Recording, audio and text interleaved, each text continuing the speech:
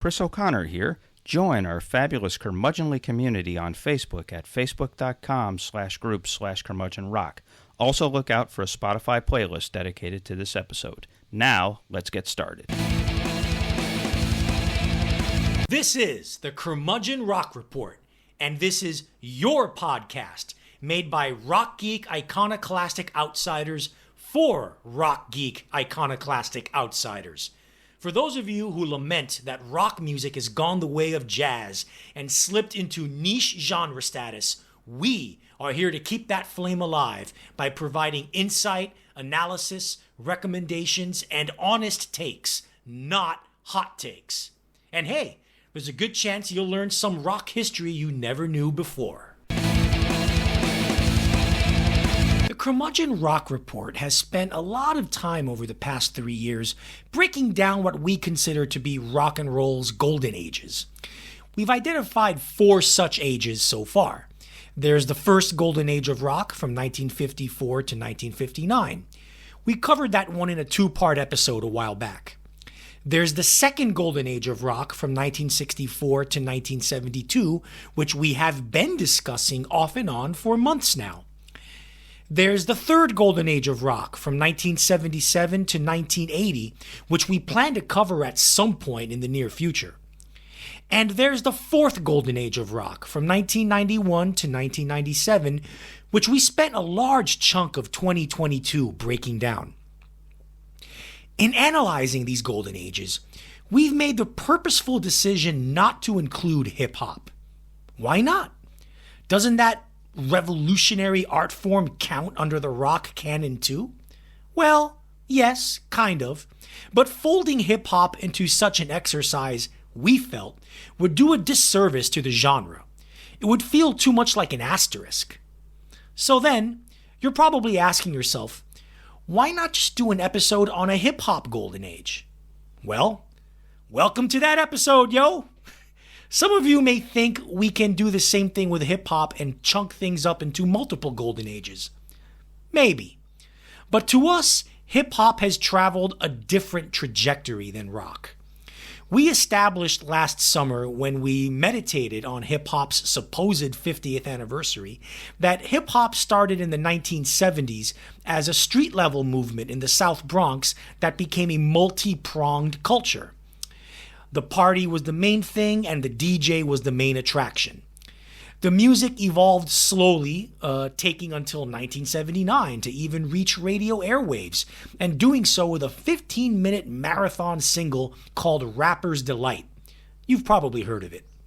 Once that happened, then there was an exploratory period where artists and entrepreneurs took turns proposing what hip-hop could be. Curtis Blow, UTFO, Run-D.M.C, LL Cool J, and other artists set that sonic template in the early to mid-1980s, which then set the table for the astonishing streak between 1986 and 1991, when genius artists on both coasts of the United States burst forth with what hip-hop would be: adventurous, raw, creative as hell, meaningful, honest, transcendent.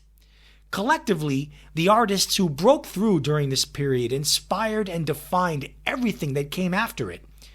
Without Public Enemy, NWA, and A Tribe Called Quest and their brilliant peers, we just don't get Tupac, the Notorious B.I.G., the Wu-Tang Clan, Jay-Z, Snoop Dogg, DMX, Eminem, Outkast, Kendrick Lamar, and many, many others. There would be no monolith to touch, no idol to worship, no shapes to form and reform. It all came about because of everything that happened between 1986 and 1991. That is hip-hop's true and, we think, only golden age. Join us now as we pay loving tribute to the artists and a whole shitload of albums and singles that defined hip-hop's golden age. Welcome to the Curmudgeon Rock Report. Oh, so before we go into hip-hop's golden age, we have to go into a place where it's always a golden age. The golden age, it never stopped. It hasn't stopped. It never will stop. And where is that? we're talking about our wonderful, beautiful parallel universe, right, Arturo? Yes, it is. And my choice is an album that it's a band that they're not great, but I kind of dig them. You know, they make me smile. And Okay. the band. And but before you go into that, let's just for the uninitiated, the parallel universe. I know Arturo really he loves the parallel universe. He wants to get started here. This is where we talk about new and newish records that we've been vibing on, and that in the parallel universe, rock never became a niche. Rock never fell off. Rock and roll is still on the cover of Rolling Stone. It's in the arenas. It's on the billboards. There's still such a thing as rock radio in more than one station per major market. And so that's what we're celebrating here. So now, Arturo, what band are you talking about in this here parallel universe for this Yes, episode? if you're looking for indie rock that is truly guitar driven or even heavily guitar driven with a heavy dose of conceptual art rock, leave it to New York City to fill that void. And that's exactly what Brooklyn-based band Bodega do on their third album, their first on major label Chrysalis. Our brand could be your life, your YR, not an OU. Now, Bodega or Bodega means grocery store in Spanish. That's where they got their name. So for the past decade and a half, indie rock has either been retro 80s synth pop, moody, mellow, ethereal dross with droning synths everywhere, or monotonous and same-sounding pop music that has nothing to do with rock and even less to do with the counterculture ethos that indie is supposed to stand for. However, with their first two albums, Bodega circumvented this trap with a truly bouncy indie rock albums filled with snarky, ironic lyrics and wacky pop hooks and choruses. On this new album, they inject heavy doses of guitar, shoegazy noise guitars, jangle pop guitars, psychedelic sounding guitars, angular new wave guitars, post-punk funky guitars, classic rock soloing, you name it. The guitar infusion leads to better songwriting and an overall more solid, more muscular bass for the band's music. The conceptual art rock comes in the form of the lyrics, and while the previous two albums conveyed a hodgepodge approach toward a humorous pop cultural criticism, Our Brand Could Be Your Life tips its hat in the album title. It's a focused thematic song cycle that excoriates, albeit in a humorous way, society's obsession with consumerism and commercialism, and how said society validates this obsession via social media and mass media saturation. Take all this together, and it's hard not to draw comparisons between Bodega and their spiritual predecessors, the brilliant North Texas via New York band Parquet Courts, especially on the track Cultural Consumer 3.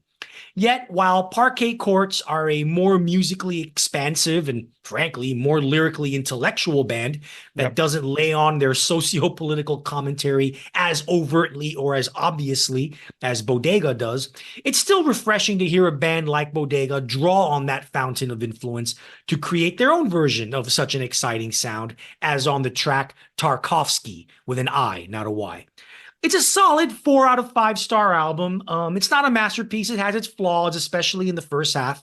It's a bit uneven, but the second half really picks up. It's a good, solid record. I think it's worth checking out. Chris? Yawn. Oh, okay. Well, there certainly are guitars on it. Yeah, I frankly am just bored by this band. I think that it's mid '90s retro rock. Bring back Better Than Ezra. All I can say. I'm not that thrilled. I'm not that compelled by this band. Yeah, they're trying to go swing for the fences with big statements, but they're kind of big, obvious statements, and they're just kind of not all that compelling. And yeah, the second half of the record is better. I mean, there's some jangly stuff on there that actually does hit the mark a little bit, but yeah, you won't catch me dead spending too much time vibing on this record or any of their other records.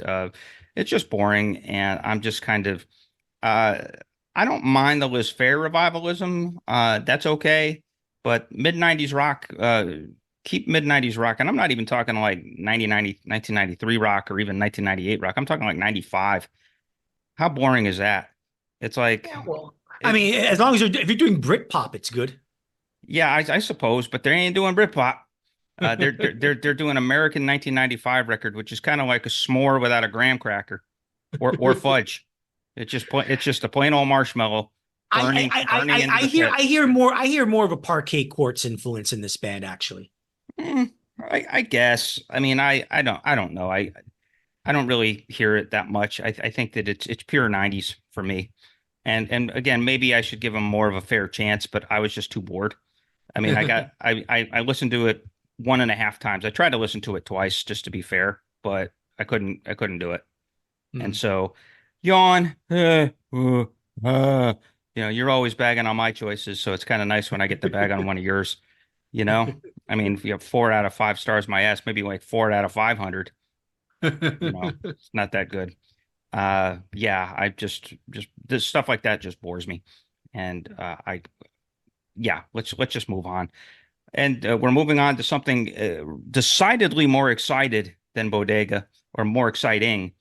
And we are revisiting everyone's favorite Tuareg guitar virtuoso, masterwork kind of guy, Mdou Moctar, Niger-bred guitarist and songwriter and band leader.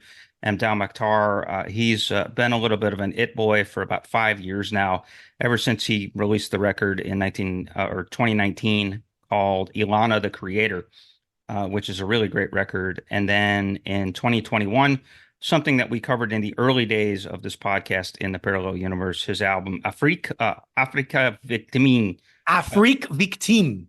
I can't say it, man. Afrique It's very easy. Victime. Afrique Victime. Afrique Victime, as in Now you got it. African victim. Right. Afrique Victime, and which is a great record. That's where Mokhtar kind of combined his guitar chops with really, really strong songwriting that not only connoted obvious heroes of his Tenari one, but just more of a regional folk sound and more melodicism that he hadn't found before. Well, this new record, which just came out, and I've been kind of unfair here. It just came out the day before we're recording on Friday, May 3rd, and I haven't given Arturo a chance to actually listen to this record. And so the new record is called Funeral for Justice, and it is very, very good, very, very strong. I definitely recommend folks check it out. Mdou Moctar, I call him the Eddie Van Halen of the West African Tuareg desert rock set. And for a couple of reasons. One, he has cited Eddie Van Halen as a major, major guitar playing influence on his own playing and his own style, like that Van Halen Moctar is self-taught. And so there's that. But he's rocking out as well as ever on this record. There's just some really epic lead guitar stuff done in that African rhythmic idiom. And it just is awesome, and it makes for a really thrilling listen. It's a 9-track, 39-minute song record, and it's just really, really, really strong. And it might be his angriest record, and for good reason. Niger has been really unstable for years, politically and militarily. There's a wave of jihadism that overtook the country in 2018, and it's been in sort of a civil war phase ever since, to the point where Moctar and his bandmates, 2 of his 3 bandmates, are also from Niger. They were stuck in the U.S. For 2023 when they made this record, so that might explain some of the anger. I looked up a couple of stats in Niger in the situation. Whereas attacks on civilians there decreased by 49% in 2023, and fatalities overall decreased by 16%. Operations by it's not Nigerian, it's Nigerian security forces increased by 32%. And that's part of a continuous effort to counter sort of insecurity. And so the idea that you get this, basically, it's become a police state, and it's really, really hard to operate in a police state. And so that kind of kept them exiled from Niger for the time being. And so given that, and given there's a revolutionary fervor and a sort of we want our piece back fervor to the record that really just sort of pours in. Obvious highlight here is the opening track, which is the title track to this record, Funeral for Justice. And it just blasts out of the gates ferociously with the scorching guitar, purposeful chants, and pounding drums. The drummer for this record is really kick-ass. Tool, a guy named Suleiman is the drummer for this band, and he just like absolutely kicks ass. Second song is almost as nasty, called Imuhar. It starts off kind of folky and folksy, and then it just propels with purpose with those quirky rhythms again that the Tuaregs are known for. The two softest tracks here are still pretty banging. They're soft, but they're seething, or they're softer, but they're seething. Takoba, which is gentle on the vocals, but not on the percussion or on the reverb that defines the vocals. And on that song, there's a more Santana-like jammy vibe among the usually tight proceedings. It's more jammy and it's looser, it's more fluid, and it's there. And then the album closer, called Modern Slaves, is it kind of appropriates Tonariwan's gift for making the acoustic as hypnotic and as rocking as the electric. It's stern revolution around the campfire music, for sure. It's very anthemic. It's very personal. You can tell that Moctar is pouring his soul into the music. So just a really, really rocking guitar record, a really just an edge to it. You can tell there's an anger. You can tell there's an angst. And it's not as, there was almost this vibe on Afrique Victime. Afrique Victime. Afrique Victime. There was almost a vibe on there of this sort of call for peace, or wanting of a vibe for peace, or conciliation, or sort of a dark night of the soul kind of coming together and unity vibe on that record. You don't get any of that here. This is an angrier record. It's a more rockin' record, and I definitely recommend it. Moctar is one of the best guitarists in the world, and he's one of the foremost songwriters, I think, as well. I mean, he's a rock star, and he deserves the props and the It Boy status he gets. This is his second record on Matador Records, and so he's continuing in sort of the It Boy veneer here in the States as 2024 progresses. Arturo, your thoughts generally on Moctar? Yeah, for the first time in the history of this podcast, I can't say anything about your recommendation because I haven't fucking heard it yet. I don't do streaming. I don't believe in streaming because artists make the artists that I like to listen to make practically no money on it. So you might as well download torrents for free.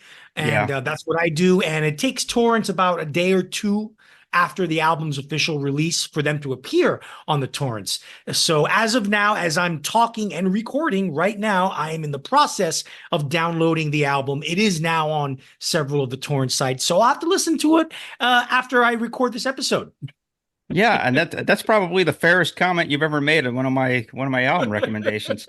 Why? Because you don't have the substance to tell me I'm wrong. Chris here again. Arturo and I have differing feelings about the subscription streaming service Spotify. While he likes to rail against the algorithmic component, I like the ability to find and then manage a personal catalog of music. The program is especially great for assembling playlists. Well, guess what? We've assembled a playlist to accompany this episode. The playlist features a healthy mix of all the music we describe and analyze during the episode. Think of it as a soundtrack to your curmudgeonly life. Find the link in this episode's description. And also become a member of our curmudgeonly community on Facebook if you haven't done so already. Let's now return to our regularly scheduled programming. So here we are, folks. We've been doing these golden ages of rock for the better part of 2 years. We now have reached the point where we're talking about hip hop's golden age, and in pure hip hop spirit, we're going to cold rock this party, and we're going to keep the things moving. We've got a list of what we think are 11 of the defining 12. It's 12 of the defining albums of hip hop's golden age. Really incredible list. All these albums are the blueprint for everything that came after them. It basically taught hip hop artists how to do the hip hop album. And Hmm. even the great albums that came after this, whether it's Wu-Tang or Biggie, all that, they owe everything to these albums, especially a few of the ones at the first half of this list. Everybody owes a debt to as far as how to do a hip hop album. Wouldn't you say, Arturo? Oh yeah, absolutely. And the first one, I mean, really the first real superstars of hip hop, Run-D.M.C. and Yep. their greatest album, Yes. Raising Hell from 1986. This album marks the moment when hip hop truly crossed over to the mainstream via both commercial radio and MTV, much in part due to the massive hit Walk This Way, a cover of the classic 1970s rock song by Aerosmith, where Run-D.M.C. essentially rap the verse lyrics and Aerosmith themselves play and sing alongside them. It's telling of the white dominated times on both radio and MTV that it took this kind of collaboration for a hip hop artist to cross over.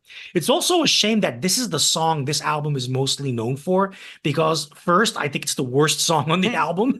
Yeah. No offense to Aerosmith, whose career was practically single-handedly revitalized by their Run-D.M.C. collaboration. The vintage original is much better. But second, Raising Hell is an immaculate distillation and representation of the sound that made Run-D.M.C. so revolutionary in the first place. Heavily percussive, booming drum beats accompanied by little more than the group's rapping and the occasional rock guitar sample. Run-D.M.C's aggressive sound was so stripped down, so raw and defiantly naked, yet swaggeringly sexy. It really sounded and felt like another form of rock and roll. Credit producer Rick Rubin for seeing that connection, hence bringing in Aerosmith. Hip hop's coming out party for mainstream America is also one of the genre's most culturally defining, era defining, instantly accessible, enduringly timeless recordings ever made in the 20th century. Chris?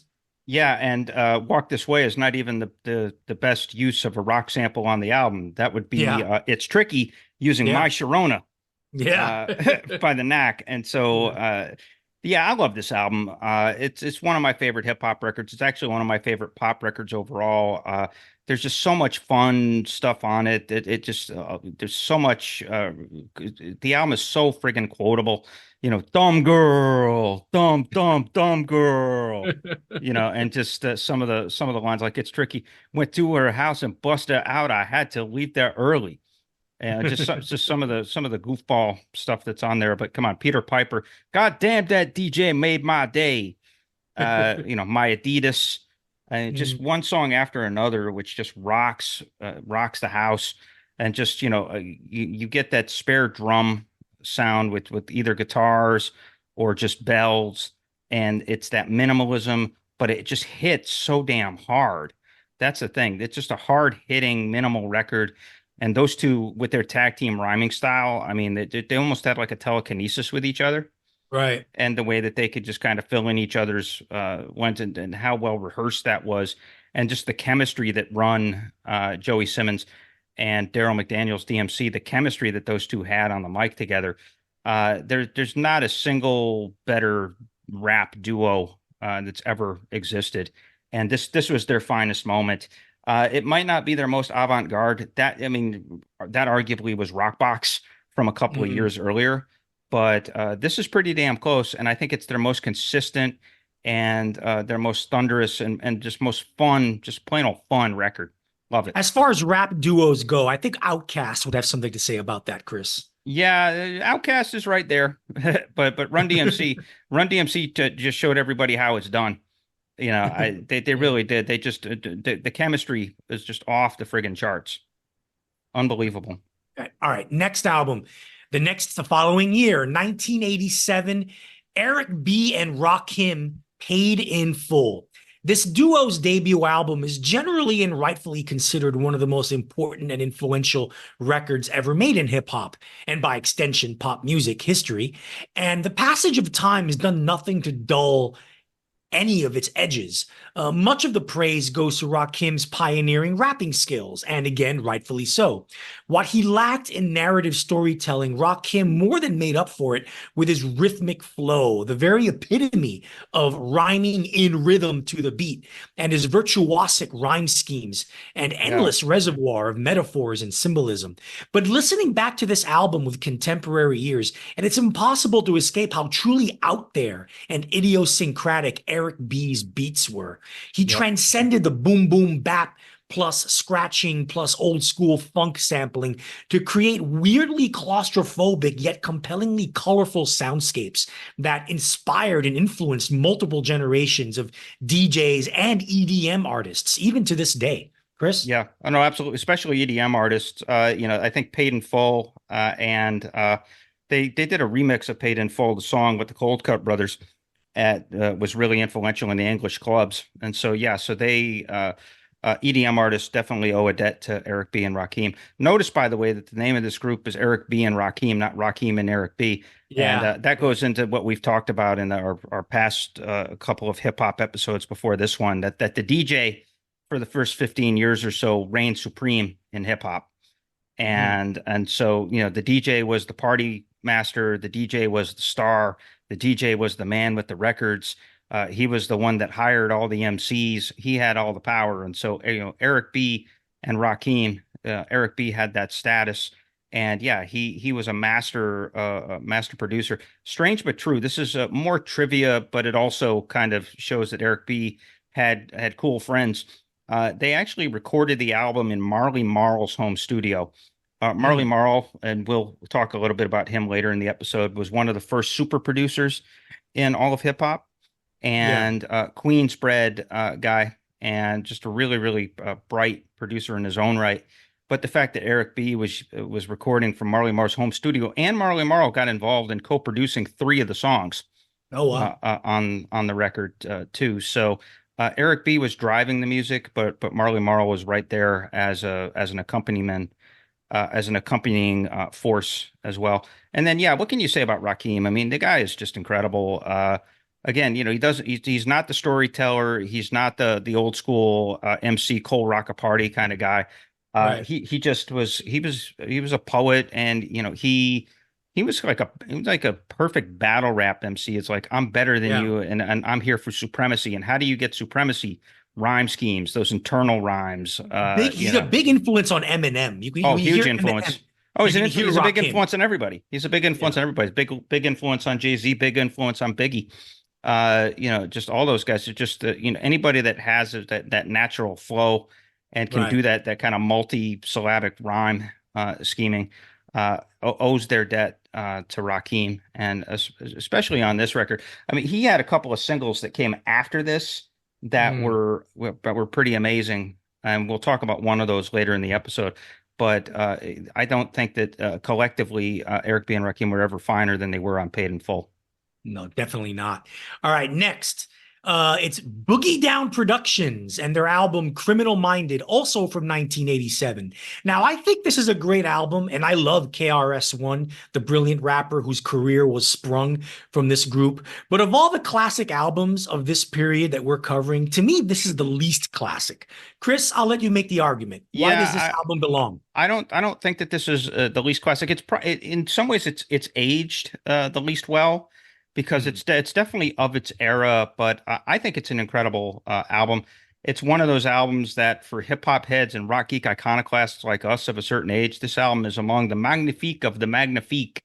KRS-One in his original iteration was a really unusual cat. This was the first Boogie Down Productions record from 1987. It came out in March of 1987.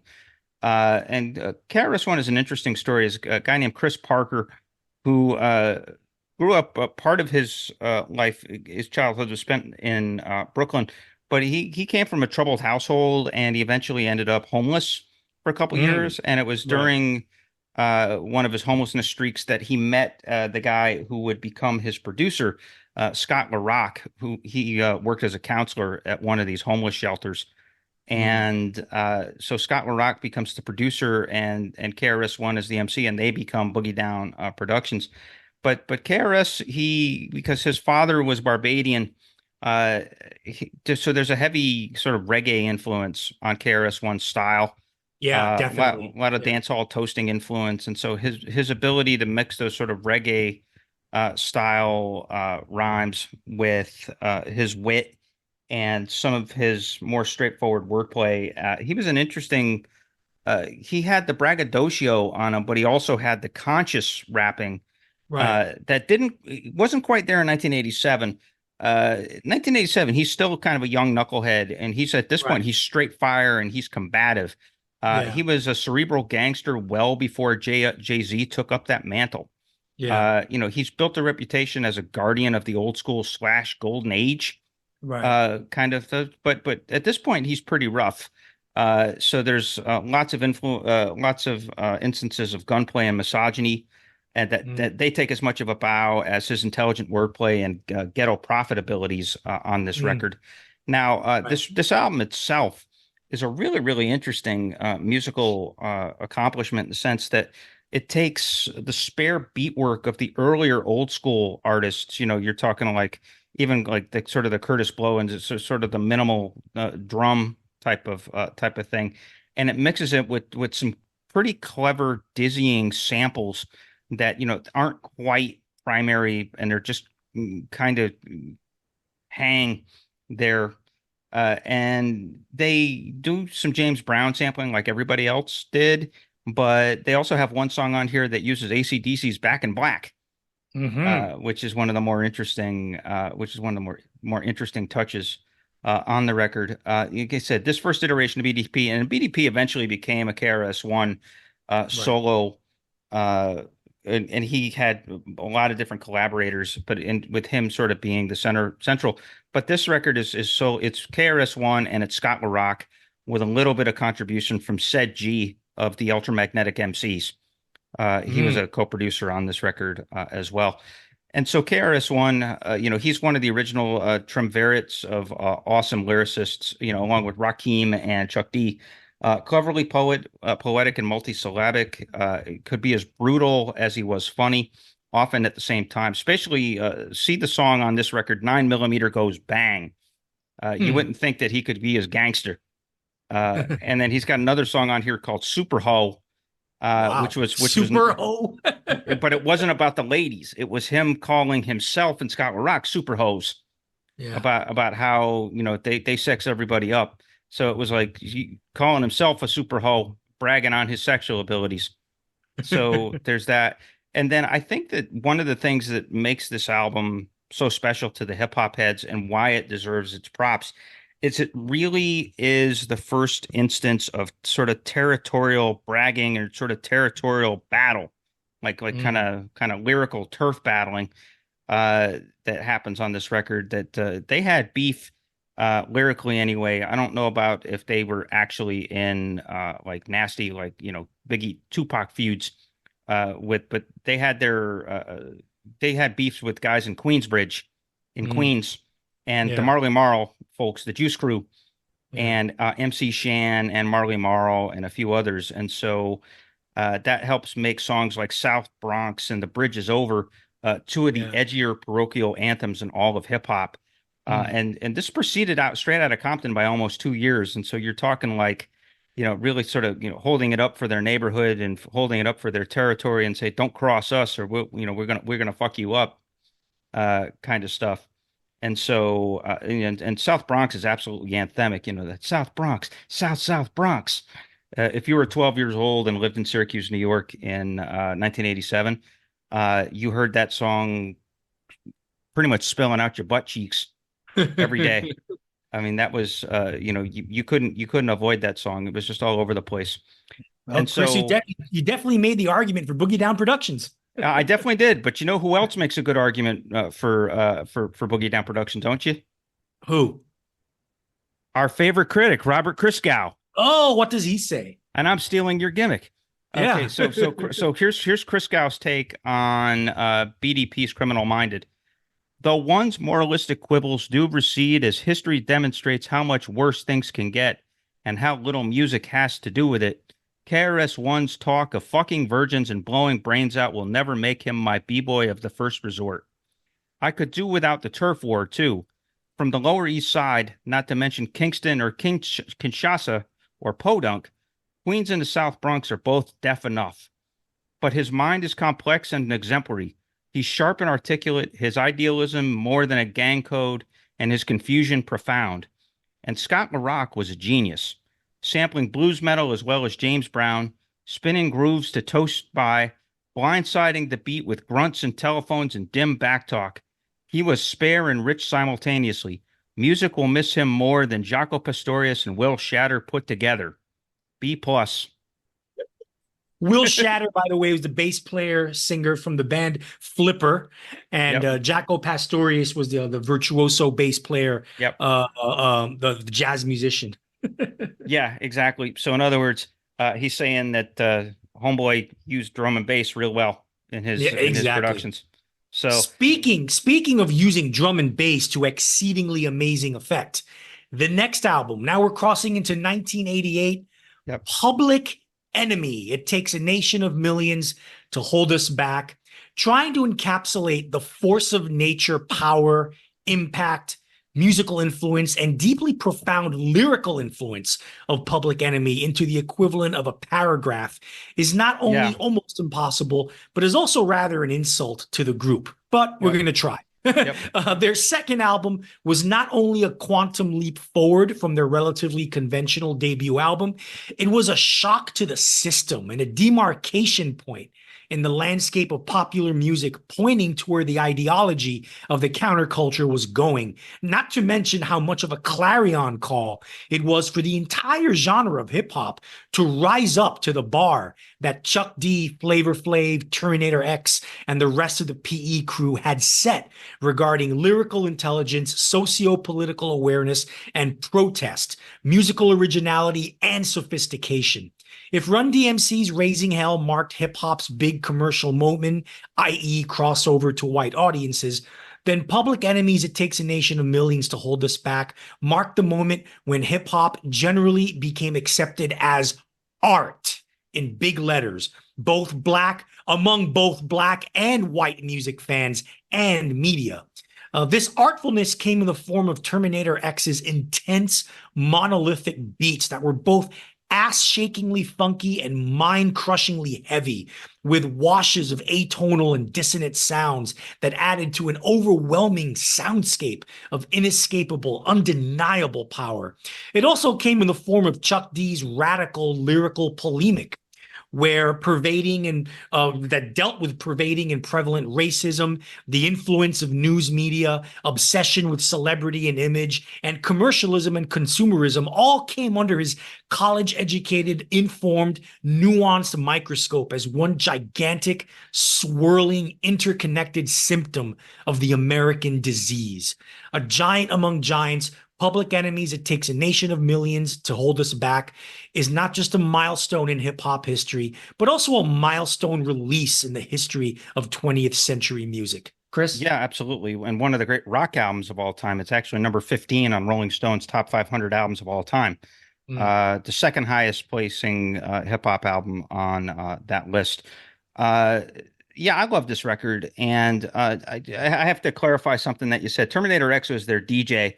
And he was he the producer? No, he was not. He was the DJ. He was a scratch master, superb and supreme. But the producers were a collective of guys named the Bomb Squad. Collectively, they were the greatest producers in the history of hip hop, the greatest production crew in the history of hip hop. For the first wave, this was before sampling became outlawed. This was still the wild, wild west. Right. Nobody used sampling to better effect than Public Enemy and the Bomb Squad. And they were able to create these, like you said, those woozy soundscapes and that's sort of those off-kilter beats, those those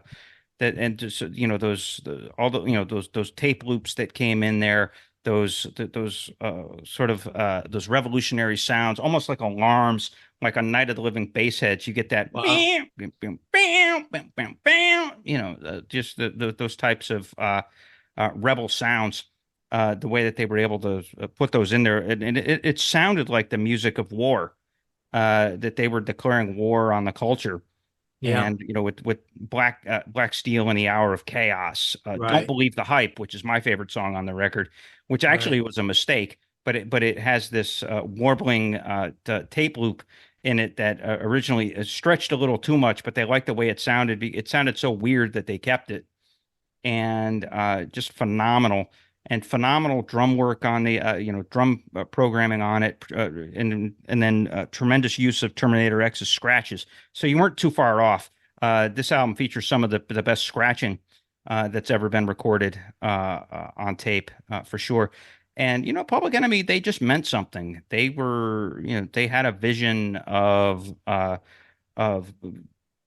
basically not all was good with the black community. Not all was good in and among society. There was racism. There was a failing black identity. There was a lot of need for black unity, and there was anti-Semitism to be had in that, which made them a little bit controversial. But they had a lot to say and an amazing way to say it, and so just a remarkable, remarkable group.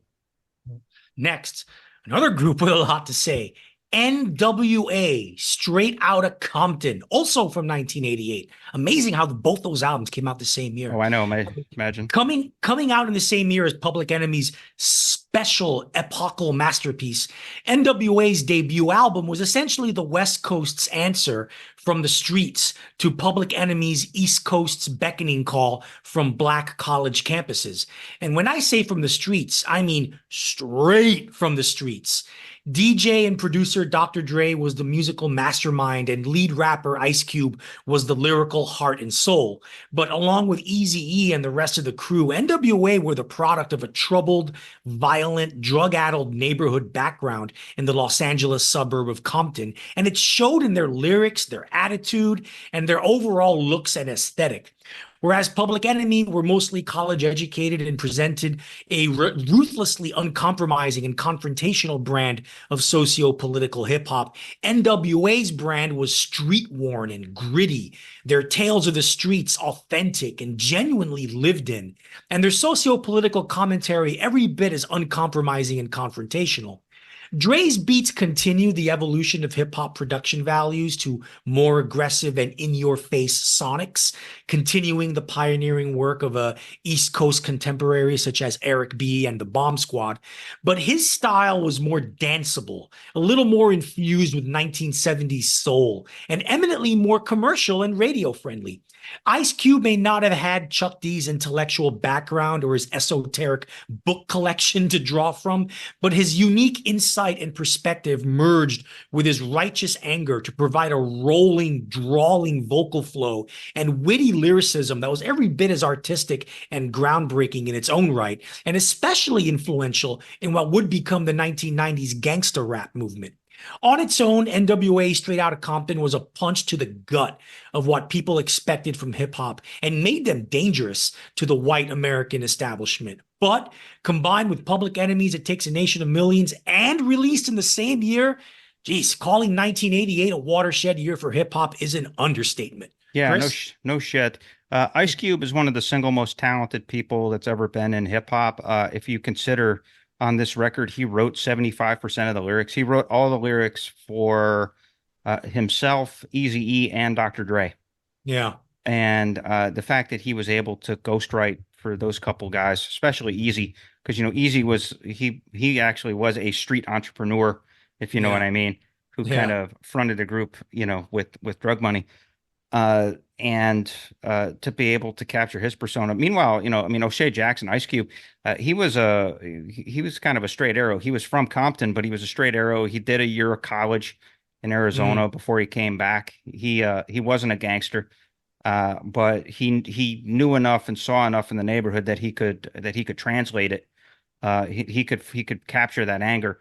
I mean, fuck the police is like basically folk music, if you think about it, and just the way that he was able to capture that anger and to capture that indignation and to capture that outrage over the way that the cops were acting is pretty amazing. And then also, this was also Dr. Dre's coming out party too, that, he wasn't quite the Dre that we came to know and love from the Chronic. He hadn't matured there, but he had its moments. Like the beat to the song "Straight Outta Compton" is one of the best of all time.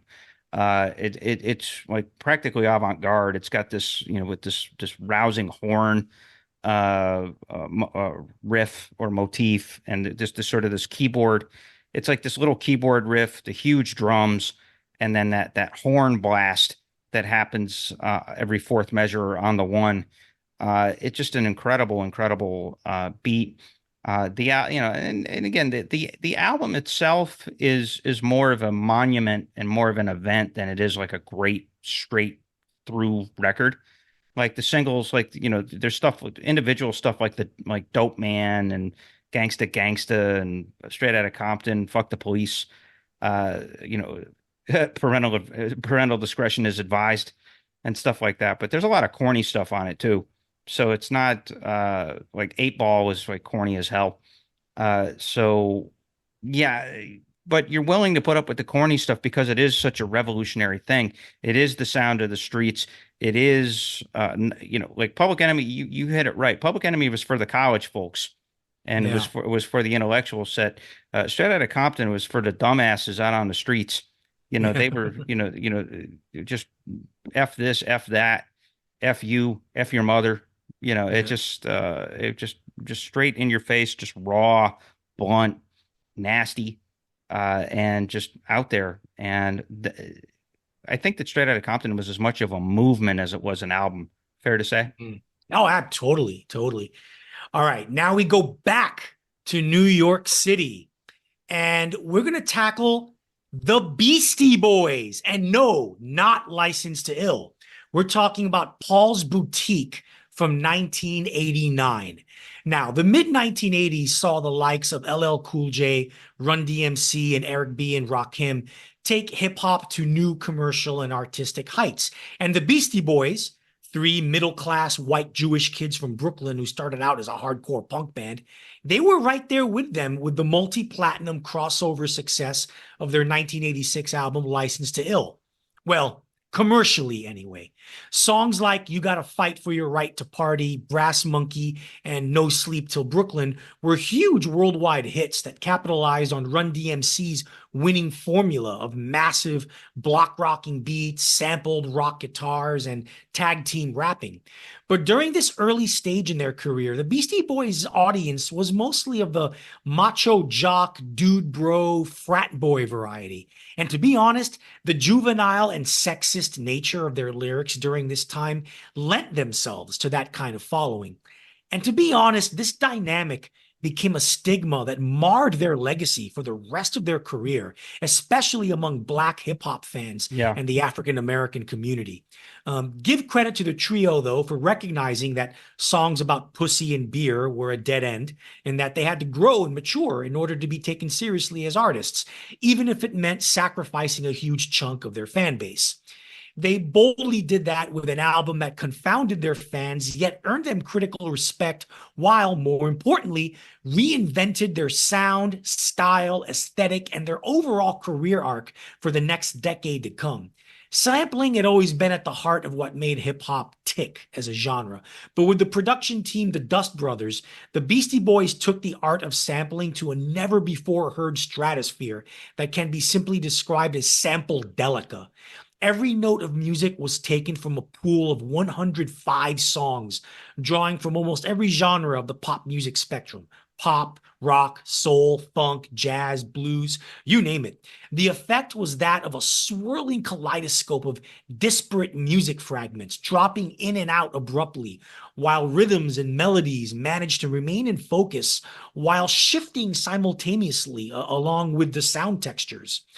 While retrospective reviews have called the album the Sgt. Pepper's Lonely Hearts Club Band of hip hop, the bewildering experience of listening to it lends itself more to a comparison to the Beach Boys' previously lost Smile album. Lyrically, the Beastie Boys abandoned the shallow toilet humor of their debut album for witty humor, surrealism, and deft pop culture references, setting the stage for much of what hip hop lyricism would sound like in the next decade by both white and Black artists. The album sold a fraction of what Licensed to Ill sold, if you can call over 2 million copies, a disappointing fraction. And Yeah. it shed both their party boy persona and their dumb frat boy audience. But what they lost in that, they gained in a new audience made up of hipster cognoscenti, college radio listeners, and indie rock fans. Sure, their audience was still mostly white, but they were cooler white people now, and the audience would grow exponentially in the years to come as the legend of Paul's Boutique would grow, and the Beastie Boys themselves would go on to release groundbreaking albums that merged hip hop with rock, funk, and jazz instrumentation. Chris? Yeah, this album is basically a bridge to what I think is a better record, Check Your Head, Yeah, from maybe. 1992. And what it did is you hit the nail on the head that what it did is it freed them up from the lost credibility. Remember, basically when License to Ill blew up, they kind of did it as a joke and they kind of did it as a party record and kind of the white equivalent of what Rick Rubin was doing with LL and Run-D.M.C. But the thing, it blew up, and then the fans that it got, like you said, were the meatheads, and so there went their credibility. And so this was a way to get it back by partnering with the Dust Brothers, who were the producers on the record, and coming up with all those classic rock samples, like the easily the best Eagles sample in hip hop history, Yeah. with those shoes, and then using Superfly on Eggman, and then some of the stuff on like Hey Ladies, and like you said, some of the cultural references too. I got more hits than Sadahara O. It's one that I always liked. So just a really clever, really sort of a kaleidoscopic record, a psychedelic record, and it freed them up to.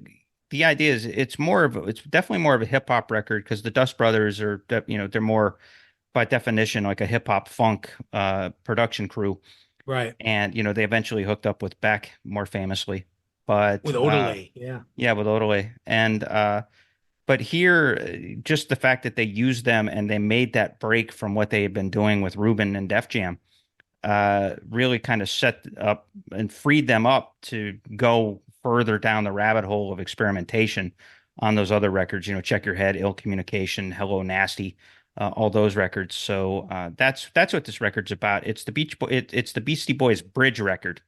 Yeah. But it's a hell of a bridger. I still think it's their masterpiece.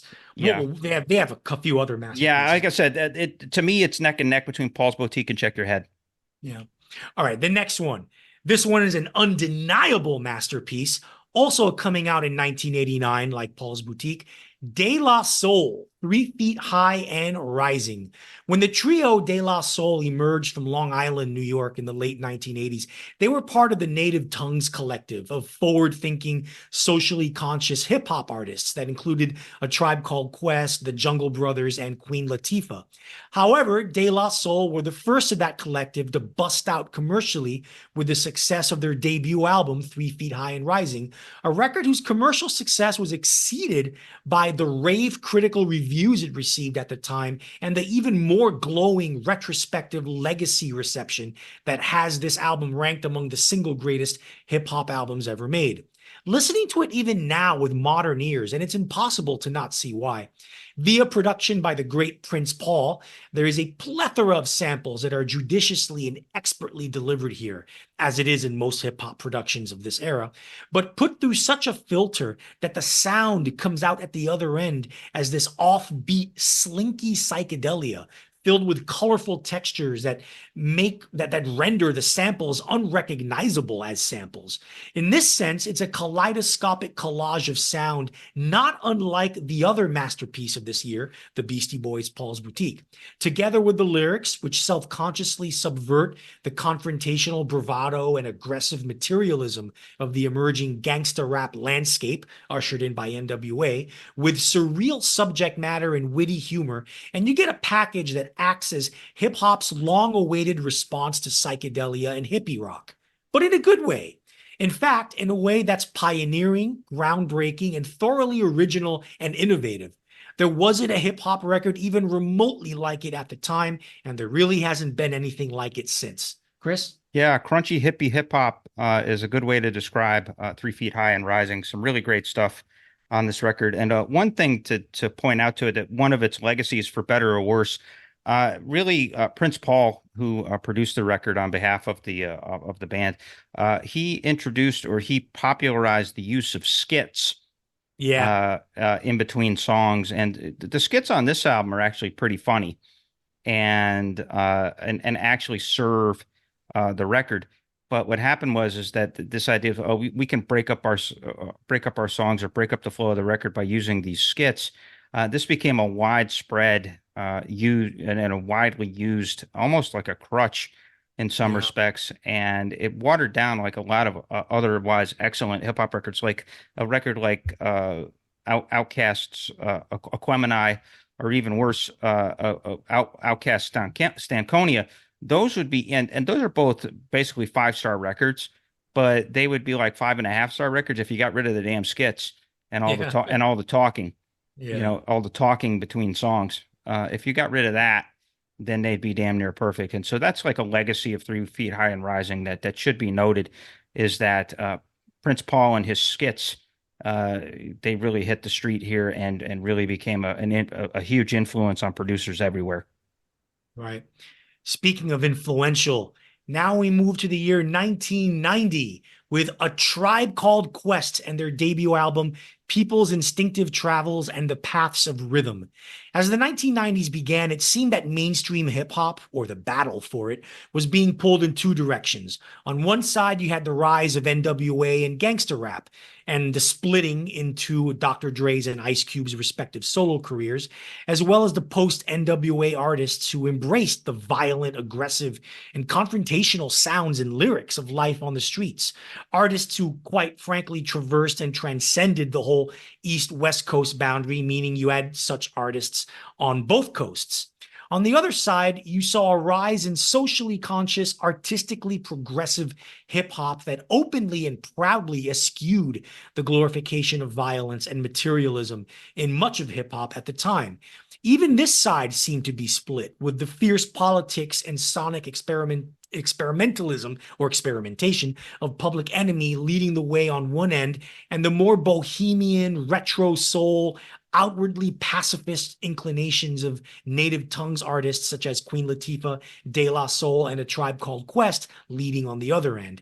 It's the latter that emerged in 1990 with their astounding debut album, People's Instinctive Travels and the Paths of Rhythm, a record that not only served, along with De La Soul's 3 Feet High and Rising, as a beacon for what would become known as alternative hip hop, but it would become a touchstone for what would be known throughout the 1990s as neo soul. The latter is extremely important to underline because what makes People's Instinctive Travels so unique and different from both the rest of mainstream hip hop and the Native Tongues faction itself is its smooth, laid back, inviting, alluring, almost intoxicating sheen that unapologetically draws from jazz and 1970s R&B and soul.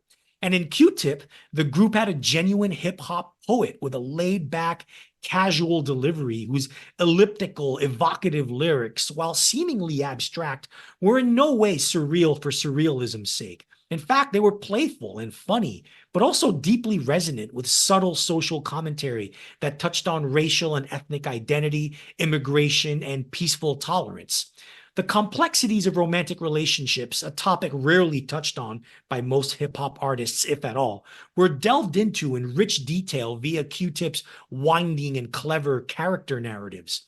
The whole package of Tribe's presentation, visionary sound, poetic lyrics, it was an inspiration to seemingly thousands of would-be and soon-to-be hip-hop and R&B artists in the 1990s and beyond. It also wouldn't sound one bit out of place in today's music world. Chris? No, it wouldn't. And by the way, Arturo, can I kick it? Yeah. Yeah, yes, you can. Can I kick it? Yes, you can. Yeah. Yeah, this album is very, very good. And I think that the main legacy, yeah, you had that sort of bohemian sensibility that Q-Tip brought, and that voice. I mean, like the combination of his voice and Fife Dog's voice. Fife had that kind of high Right. pitched register of his voice, and the voices were just like perfect for the soundscapes that they were making. Mm. And it's the drums on this record. Now, we have another Tribe album that we'll be talking about shortly, that I think is, well, we both think is the best hip hop record ever made. We actually did an episode on it, but it's the drums rather than the bass. You know, they became known as great bass producers, but it's the drums on this record that are really revolutionary. There's texture, there's depth, there's a diversity to the drum sounds on People's Instinctive Travels that you really hadn't had up to that point. Like even the song "Can I Kick It?" Like the drum beat on that, where it has this sort of almost like double kick to it. Right. You know, and or like I left my wallet in El Segundo Yeah. with the cymbals that are on that. It's just really, really sharp, really, really crisp. And you hadn't had anybody produce drums quite like that. I mean, such was the genius of Ali Shaheed Muhammad and Q-Tip as producers, and that was the start of it. And then, of course, obviously they took that idea of texture and bottom heaviness, and they took it up to like 1400 more degrees in their next couple records after that. So Right. special stuff. Anyway, yeah. Now, continue in 1990. We're back with Public Enemy. Yes, they were that important. And this is Fear of a Black Planet. How do you follow up one of the greatest, most important, most visionary albums ever made in any genre? By taking the formula and making it bigger, louder, heavier, and even more pointed and acute in its socio-political lyrical attacks. That's exactly what Public Enemy did on one of the all-time greatest follow-up albums to one of the all-time greatest albums ever made. Seriously, that's a subject matter for a future episode, Chris. Yeah, it is. All-time great follow-up albums to one of the greatest albums ever. Yep. The sonic soundscapes are overpoweringly loud, unrelentingly funky, and Chuck D's lyrics focus more than ever before or since on mass media and its role in defining gender and racial politics. In my own personal opinion, it's every bit the equal of It Takes a Nation of Millions, but I'm biased because back when I was in college, this was not just my gateway to Public Enemy, but it was my gateway to all of hip hop in general. When Public Enemy is my touchstone, it's no wonder I can't stand glossy fluff like Drake. Chris? Yeah, I don't blame you. This record, this was the absolute peak of the Wild West period for sampling. That if basically today, Fear of a Black Planet and It Takes a Nation of Millions to hold us back could not be made today. And actually, or the Beastie Boys, Paul's Boutique. Or Paul's Boutique, but by the end of 1991, they couldn't be made. Remember that Public Enemy followed up this with Apocalypse 1991, and it was a sharp step down because they couldn't get away with what they were getting away with in terms of the beats on here are like so dense. They're like sound collages. I mean, essentially, they're like these really sophisticated, really deep, really dense sound collages of samples upon samples upon samples upon samples. Like seriously, like a fun game sometimes is to like listen to Brothers Gonna Work It Out, and to try to discern all the samples from that. You know, not just James Brown stuff at this point, but like classic rock and just other such things going on there. It's just really, really extraordinary. And like Welcome to the Terror Dome is another like all-time great beat. On this record too, and that's nothing but samples as well. It's a sample layer cake, and so this was the end of the road for Public Enemy. That they took it as maximal as they possibly could, right? On Fear of a Black Planet. Do I think it's as good as It Takes a Nation to Millions? No, but it's pretty goddamn good. Yeah. Anyway, coming up next, now we're still in 1990. Ice Cube and his solo debut. As soon as NWA broke big, he left shortly after, and he put out America's Most Wanted with the C in America replaced by 3 Ks. Get it? KKK. By 1990, Public Enemy's production team, the Bomb Squad, were the premier production crew in all of hip hop. When Ice Cube decided to recruit them to man the boards for his first solo album after he left NWA, it may have seemed like treason on the part of the greatest rapper the West Coast ever produced to join forces with the East Coast's preeminent producers. In retrospect, what it really was splitting the difference between the two. The album's lyrical content still contained much of the street politics that Ice Cube made his reputation on, but it also contained a ton of real politics, reflecting Ice Cube's increasing interest in big picture race relations, socioeconomic disparity, and political corruption. This led to his dalliance with the Nation of Islam, which led him to be in contact with certain members of Public Enemy's circle, hence the connection with the Bomb Squad. Nevertheless, America's Most Wanted was in no way Ice Cube Goes East Coast. The Bomb Squad's signature mammoth beats and expansive sonic noise textures are here, but they're heavily, and I mean heavily, imbued with the trademark LA funk that characterized the best of NWA's music. It's a flawless, perfectly flowing, at times even surprisingly funny record. Between Straight Outta Compton and America's Most Wanted, two stone cold all-time classics in 3 years, Ice Cube's credibility and iconic status were set in stone forever. It's no wonder he had little else to prove and soon transitioned into Hollywood. Chris? Yeah, this is the funniest of the records on this album list. It's just a lot of funny stuff that like Cube, he was beholden to Eazy's view of, let's hold it down for Compton and our neighborhood and street life and that. But Cube here is freed up to really get bawdy on sex. He has one song about his fear and his terror about almost becoming a dad, and like knocking up a pregnant girl.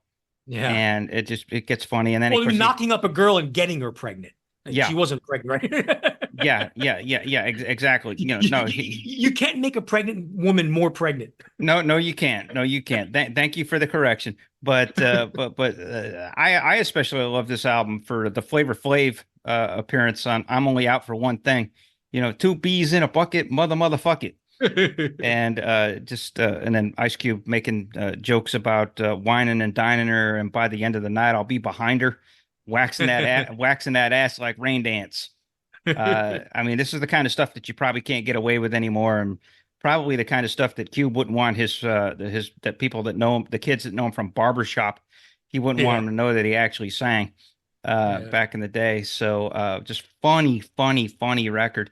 And, just Cube with that personality of his, and just, talent. I mean, incredibly talent. Again, one of the most talented people in the history of hip hop, working with the best production crew at the time. Obviously, he's going to make for a great record, but just funny. When I think of the record, I just smile and I laugh. It's like, especially like a song like "Who's the Mac," with Cube making pimp jokes through the whole thing. It's pretty goddamn funny. Not much humor coming in the next album. Gang Starr, Step in the Arena from 1991. Talking about the great classic hip-hop albums of this era, it would be criminal to do what historical posterity has shamefully done, and that is overlook arguably the singularly most underrated hip-hop group of this entire era, the Brooklyn, New York-based duo Gang Starr. Calling them a New York group is only nominal, though, as neither one of them were actually from New York. Producer and beatmaster DJ Premier was born in Houston, and rapper lyricist Guru hailed from Boston. Nevertheless, the sound they crafted can be best described as hip-hop's greatest dichotomy. They had one foot in the street-level, gritty toughness of East Coast gangster rap. They had the other foot in the intellectual bohemianism and socio-political consciousness of alternative hip-hop, not far at all from acts such as A Tribe Called Quest and De La Soul. This was best exemplified by Guru's character vignettes and narrative raps. The man was a flat-out storyteller, weaving his tales of violence and desperation on the mean streets of New York, with drug dealers, thugs, pimps, and hustlers all vying for survival on one level and a sense of self-worth on a deeper level. His keen eye for characterization and mood setting the mood, made him hip-hop's answer to Lou Reed, if not hip-hop's answer to Raymond Chandler. But there was a dichotomy even in Guru's lyrics, as he never glorified violence, never disrespected women, and always viewed what hip hop artists call the street hustle. In fact, he always imbued his lyrics with a positive message, warning people and listeners of the dangers of the streets, while conveying a strong socio-political message of education and community development. In some ways, he was an under-the-radar Chuck D. And then there was DJ Premier, a sonic pioneer in his own right and a true successor to the tradition started with Kool Herc and continued through Africa Bambaataa, Run-D.M.C's Jam Master Jay, Eric B., and the Bomb Squad. His beats used samples, but only sparsely, and they were lean, mean, and minimalist with a hypnotic, trancy quality that would become a huge influence on the sound developed and brought to greater commercial acclaim later on by the Wu-Tang Clan. Gang Starr's 1991 classic Step in the Arena is the most flawlessly executed and most perfect distillation of their sound and craft. Chris? Yeah, absolutely. Primo, for what it's worth, ended up becoming a producer to the Stars. Yeah. He's all over Nas's Illmatic. He's got a couple of songs on Biggie's Ready to Die. He did a lot of work with Jay-Z. He did a lot of work with Mobb Deep and many, many, many, many, many others. And so this was kind of his start. But this is, Gang Starr is kind of like the hip hop Wonder Twins. I mean, Yeah. the fact that like that talented of an MC and that talented of a producer came together to kind of combine forces and really Premier. He knew what he had in Keith Elam in Guru, and gave just those really textured beats. I mean, with those little subtle scratches in them, those little horns. I mean, they delved a lot. They kind of became tagged as a jazz rap band. Yeah. Which is a little bit unfair, given that Right. the best use of a sample on this record is the band's Up on Cripple Creek on Beyond Comprehension. So it kind of dispels the myth that these guys were all about the jazz rap gimmick. Their thing was rhythm. I think that Guru and Premier, they drew on rhythm just as much, if not more so, than Tribe. Yeah. That they had a pocket. They would get in a pocket and they would build the songs from the pocket. And Guru was just smooth as hell. I mean, he was really, really smooth the way that he could ride that pocket that Premier gave him. And so that's what made that band so special was their use of rhythm, I think, ultimately, more than the samples, more than the jazz, more than the flavor, more than even anything they had to say polemically. It was rhythm. It was rhythm here, rhythm now, rhythm forever with that band. Right. Speaking of forever, endlessly rhythmic, our final album, the 12th album of this classic album period, A Tribe Called Quest, The Low End Theory, also from 1991. If you go back in the episode library of whatever platform you listen to this podcast on, go back and check out episode 25, the greatest hip hop album ever made. And we go into absurd length as to why this album is, in both Curmudgeon's esteemed opinion, the greatest hip hop album of all time. Yes, we believed it then and still believe it now. Yes. A Tribe Called Quest's debut album, People's Instinctive Travels and the Paths of Rhythm, was also a commercial breakthrough. But the Low End Theory, while being very commercially successful in itself, was a critical watershed moment for them and for hip hop in general. This is the album that made their peers, hardcore hip hop fans, hip hop critics, and even white critics in mainstream music media perk up their ears, raise the eyebrows, and bow in respect to a masterpiece of over-the-top brilliance and subtle pleasures. Musically, the group, now pared down to a trio, used live instrumentation from a live band, namely drums, stand-up bass, and saxophone flourishes, to create a steamy, sexy, impossibly groovy foundation of irresistible, elastic beats never before heard or since on a hip-hop record. They essentially took the jazz influence, more than hinted on in their first album, and brought it swinging into the forefront.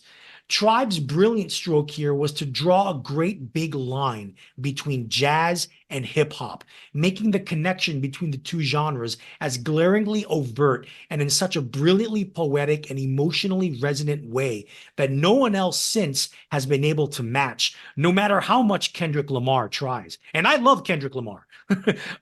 Q-Tip abandoned the romantic conversational vibe of the previous album and hardened his rhymes and flow to be more elliptical, more inventive in their rhyme scheme, more in lock and step with the glorious beats. His lyrics maintain their aggressively positivity and by essentially crafting a love letter to hip hop as a genre in general and its roots and connection to the overall tapestry of African American music, which in essence is American indigenous music. The other rapper in the group, Phife Dawg, more than makes up for the departure of Jarobi White by having his own coming out party as a deft, skilled, brilliant rapper in his own right. This is the album where God himself was in the studio while A Tribe Called Quest was recording this album in the studio and deemed hip hop, you are now art and you will forever be recognized as such. Chris? Yeah, absolutely. And I do have to correct you on something. The most amazing thing about the Low End Theory is that it's about 99% sample based. Oh, really? Don't they have a lot? They on Verses from the Abstract, the bass virtuoso Ron Carter does play Right. on Verses from the Abstract, but that's the only instance of a live instrumentation on the entire record. Oh, man. Yeah, that's that, and a lot of people make that mistake. I mean, I saw even Rolling Stone made that mistake in their retrospective review in their 500 greatest albums ever made. They ascribed Carter as playing on multiple songs, which is not true. As part of that episode that we did on this record, I cataloged all the samples as part of our discussion, our breakdown of it. Yeah. And so all of those bass lines, like the bass line from Excursions, sampled. The bass line from Buggin' Out, sampled. And even the drums from a lot of those songs are taken from other. A lot of it is early 70s funk and soul and jazz records, kind of like smooth jazz records from the 70s. Right. And there's some Miles Davis sampling, obviously, on jazz. There's just the depths of the musical knowledge and the crates that Ali Shaheed Muhammad and Jonathan Davis Q-Tip used on this record were just absolutely amazing. And the fact that they did it in basically an 8-track studio where they kind of had to put everything in the tracks, and they didn't necessarily know how it was going to come out. They had to hear it in their heads first and then feed it to their engineer to put it all together. That's what makes it it's a visionary record, but it was ballsy as hell to be able to put those parts together and to just sort of hope on a prayer that the textures would come out the way that they intended them to. And they did. On this episode, we analyzed hip-hop's golden age. For the next episode, we're hopping into another golden age as we bring you the next installment of our second golden age of rock series, 1970. Expansion is the theme as rock and R&B and soul get more eclectic and widespread than they ever had been, setting the stage for the wide variety of music in the years to come. The smooth, mellow sounds of singer-songwriter-driven soft rock is exemplified by the likes of Joni Mitchell, James Taylor, and Cat Stevens, while Crosby, Stills, Nash & Young define a generation and an era with their Deja Vu album. Black Sabbath define heavy metal with their massively influential first 2 albums. The Stooges define what would be known as punk rock with their iconic album Funhouse. James Brown redefines funk, a genre he created, with an even more stripped-down, leaner, meaner version of it. That and a whole lot of other timeless classic albums will be discussed as the Curmudgeon Rock Report will come back in 2 weeks with the second golden age of rock, 1970. Okay, so that was the albums. Now we're going to get into the singles. And boy, were there a shitload of great singles. Basically, one great single after another that helped define not only this era, but defined everything that came after it. This was as much of a singles golden age as it was an album's golden age. And I think Arturo would agree with that statement. One thing that before we get into this, we don't cover these two artists on our list of great singles that happened between 1986 and 1991, but they both deserve an honorable mention. MC Hammer and Vanilla Ice, because they're the ones that took hip hop to number one on both the singles and albums charts. And without Hammer and Vanilla Ice, we don't have the current popular music scene, because they're the ones that took hip hop into the glorious, like, arena level, like huge million units stratosphere. And they did that with the songs "You Can't Touch This" and "Ice Ice Baby." And so those songs, you both know. If you don't know them, why are you listening to this podcast? Because generally speaking, that would be kind of a prerequisite to being one of our Rock Geek Iconoclasts, is knowing those songs, right, Arturo? Yeah, and also those two songs are like, I mean, they're not great tracks, but they are important. One thing they have in common is that they go beyond sampling. They just Yeah, take the they entire steal. song and just rap on top of it. Yeah, MC there's no Hammer does it with sampling. Yeah, yeah, Hammer does it with Rick James Super Freak. Vanilla Ice does it with Queens Under Pressure. That's yeah. basically it. I know it goes beyond sampling into stealing at that point. But Yeah. we at least had to start this by giving those two guys a shout out. Thank you. Without you, we would not have the pop universe that we have now. Now, that said, Arturo, let us begin our roll call of the great singles of hip hop's golden age. Yep. We're starting again, of course, in 1986. And this is a party hardy, party till you drop block rockin' track by Schooly D. To this day, probably the track he's most known for, Saturday Night. Chris? Yeah, yep. Schooly D was from Philly, and he was one of the first hardcore rappers, and definite influence on Ice-T and NWA. Even though he was from Philly, the fact that he was rapping about drugs and about bitches and about getting fucked up and just basically being misanthropic Yeah. and highly misogynistic was a huge influence on the West Coast gangster rap, kind of hardcore rap scene. And this song, really simple, simple track, clanging cowbell, loud snare, funk guitar sample, and basically tales of drunken high misogynistic misanthropy and use of the word fag. Yep, it Yeah. was definitely a different era. That fag definitely shows up on this, but Schooly D himself was great. He went on to do a bunch of film related work in his career, and just sort of like film scoring and almost like urban film scoring, and had a nice little career there. But he had his moment in the sun in rap's old school in 1986 and 87 with songs like Saturday Night.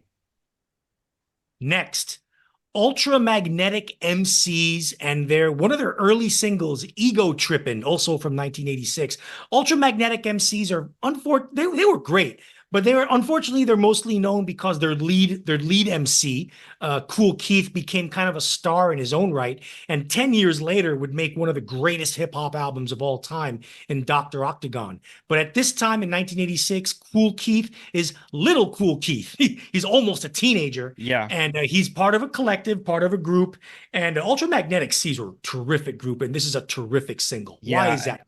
yeah. And this is Kool Keith's original vehicle for his own very weird, very own wild style. For what it's worth, Doctor Doom is a better Kool Keith record than Doctor Octagon. I'm a huge fan of Kool Keith's solo stuff from later on, but him and the Ultramagnetic MCs were definitely way ahead of their time. They had the kind of a sci-fi bent in a lot of stuff they did, and in this song and in others, you can hear kind of the germination of the Wu-Tang Clan, in the sense that they were funky as hell and sparse as hell, but also lyrical as hell too. And so this song is kind of a sparse but psychedelic banger. And you gotta remember, this is 1986. The Wu-Tang doesn't come around until 1992 or 1993. And so Right. the fact that they're kind of mirroring that style and Yeah. and kind of almost hinting at that same sort of geek vocabulary is pretty impressive. These guys are from the Bronx. As I said, one of their members co-produced Criminal Minded. And so, they had a lot of influence on Bronx hip hop and a lot of influence on early sampling too. Yeah. They did a lot of like cool, weird stuff back then. And so definitely worth checking out the Ultramagnetic MCs and Ego Trippin'. Yeah.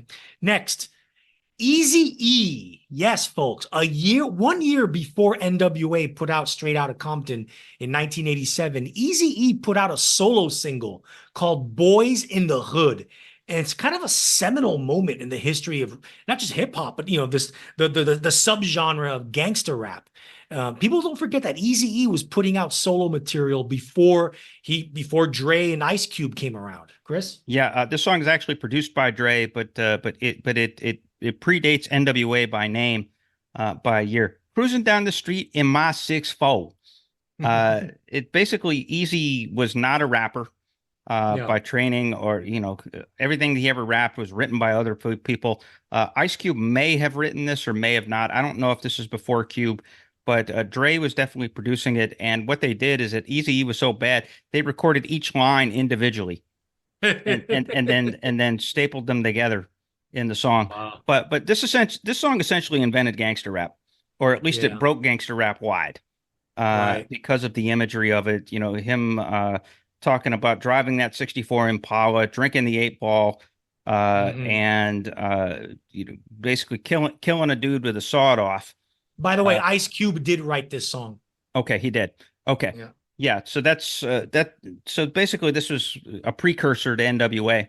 Yeah. And obviously, Boys in the Hood became the name of, the album, the movie from 4 years later. So Right. hugely influential single, hugely influential scene grabber of Compton and life in Compton and the dangers and the lurking dangers of Compton. And, Easy being kind of the emblem of that lurking danger was kind of perfect. Yeah. And the song itself, it's echoey. It's got gnarly Euro house key loops. It's definitely influenced by Rick Rubin in the Right. way that the drums hit, but it also has that little bit of Dr. Dre kind of keyboard sensibility that he became. Like obviously by 1992, like like the G funk keyboard loops. This is like primitive.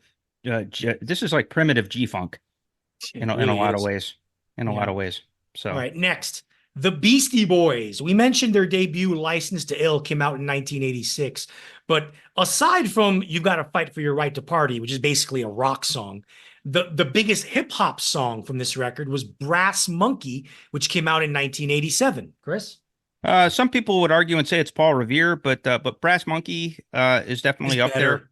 Yeah, and Yeah. it's better. I mean, Brass Monkey is it's just a funny ass song. It's just a pure party song, white boy hip hop party music.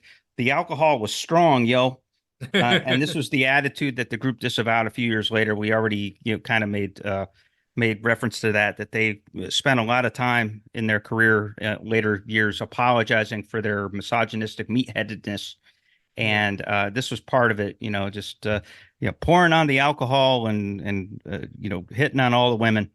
And great stuff. But I love that little horn riff in it. That Mm. it's a catchy ass song. That brass monkey, that Yeah. funky monkey, with that wah, wah, wah, wah, wah, wah, wah, wah. So really, really great stuff. And it showed that the Beastie Boys did have their artistic chops, that they weren't just meatheads. That Right. they actually had they had flow, they had sensibility, and that they could make themselves a great song. Yeah. And that's what they did with Brass Monkey. Speaking of great songs, Big Daddy Kane is kind of an icon and a legend within hip hop circles in the community. But to casual and mainstream hip hop fans, he's kind of a lost name. And it's Yeah, which is unfortunate too bad. because he put out some amazing singles. And one of them was Raw from 1987. Chris? Yeah, he was a big star back in the days. It's kind of confounding that he kind of that he still makes a living on sort of the hip hop oldie circuit.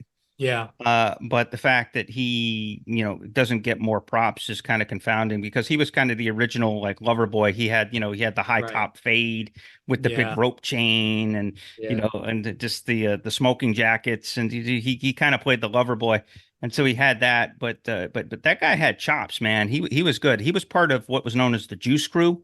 We Mhm. made mention of them early. They were a Queens-based collective. Marley Marl was sort of the leader of that, and Big Daddy Kane was part of that. Hell of a lyricist and a performer. He had this way of doing the staccato poetics, and he could rhyme, and he could rhyme fast, and he could just rock a groove like almost as well as any MC of the era. And this is one of the better songs that he did. It's called Raw, and true to its name, it is a raw track. It's James Brown drums and just a swaggering flow, and it's just a minimalist masterpiece. Favorite line on it: "I worked like a slave to become a master." Yes, yes, he did. The next track is probably the longest song on this one. It's an epic, almost 8 minutes. Too short. Freaky Tales, The Untold Story, Part 1. If you're sensitive to sex raps and pornographic shit, you may not want to hear this song. Yeah, but if you're not, then this is one of the greatest songs ever made. And by my count, there are 39 different women that he talks about his sexcapades with in the course of 9.5 minutes. Now, Todd Shaw is too short. He's from Oakland, and he is Oakland's finest imperator or master of rap. He's a guy who found success selling records from the trunk of his car. He's really a self-made guy, and he was one of the first rappers to make "bitch" a staple lyric, and definitely one of the genre's finest and most creative misogynists, and master of the pimpin' fantasy. And like basically sexual fantasy rap was his thing. And this song is from his album from 1987 called "Born to Mac." Great album title. And it's just 9.5 minutes of raunchy shit. Let me give you an example. Again, by my count, it's either 39 or 40 women that he talks about hooking up with. And let me give you a sample of how one of these goes. And he has this very laconic, kind of straightforward drawl that he does it. So this is me trying to do an impression of Too Short. "I met this freak named Yolanda, rode baby doll like a brand new Honda. I was on top, she was up under. The bed hit the wall, and it sounded like thunder." Yeah. Hey, So, and that's one of the nicer ones. Well, let's hear it from the female perspective. Next, Salt and Pepper with "Push It," a massive mainstream pop hit in 1987. Salt and Pepper, I mean, they were far from the first female MCs, but they were the first superstar female hip hop group. Salt and Pepper, and "Push It" is a fantastic single. And yes, it is what you think it's about. Yes, yeah. And this is Cheryl James and Sandy Denton, Salt and Pepper, doing their sex crazed, positively lit best to basically really really horny song. It's all about sex, all about doing it, and push it real good. I think you all know the song. It's pretty famous. It's been out there. It reached number 19 on the Hot 100. It's certified platinum as a single by the RIAA. Just a big song, and it also births one of my favorite bits from ever moments in Saturday Night Live with Patrick Stewart. A Shakespearean trained British actor, and Salt and Pepper were the musical guests. And of course, Patrick Stewart very enthusiastically introducing them. "Okay, and now our musical guest, Salt and Pepper." Still cracks me up to this day. Yep. Yep. So, Salt and Pepper. Gotta love Push It. Push it real good, baby. Push it real good. Now, next, I will admit I've never even heard of this song or artist. Dane Dane, Cinderfella Dane Dane from 1987. What the hell is this, Chris? Now, Dana Dane. Dana Dane. Sorry. Dana Dane, Cinderfella Dana Dane. This guy was a one-hit wonder. This song reached number 11 on the Billboard R&B chart.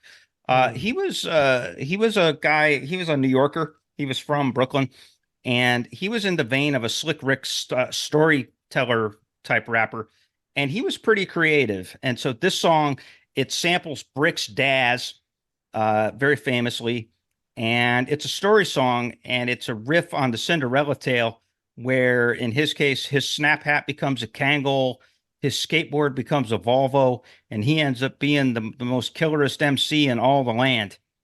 and just really, really clever stuff. And it rides that Daz beat really well. It's got the girls on the chorus, the Cinderella, Dana Dane, and just really really nice song. Hip hop heads will know it. It was one of the first great like kind of parochial hits. If you lived in the Northeast or lived in New York like I did, or upstate New York, you heard that song. It was one of those unavoidable singles, and just a really special a special song. And outside of like the Slick Ricks of the world, one of the best story singles of all time. Mm. All right, coming up next, it's two in a row by the same artist. There's some hardcore hip hop fans who think we should have mentioned EPMD in our albums countdown. I like EPMD, but I don't like them that much. They're they're kind of like the second level of the greats of New York hip hop in the 1980s. But they did put out some amazing singles. In 1987, there's It's My Thing. And in 1988, You Gots to Chill. Chris? Yeah. There's a lot of people that'll be listening to this episode that think that Strictly Business, which is EPMD's first album from 1988, belonged on that list that we talked about. If that list was 12, this should have been the 13th in a lot of people's minds, including mine.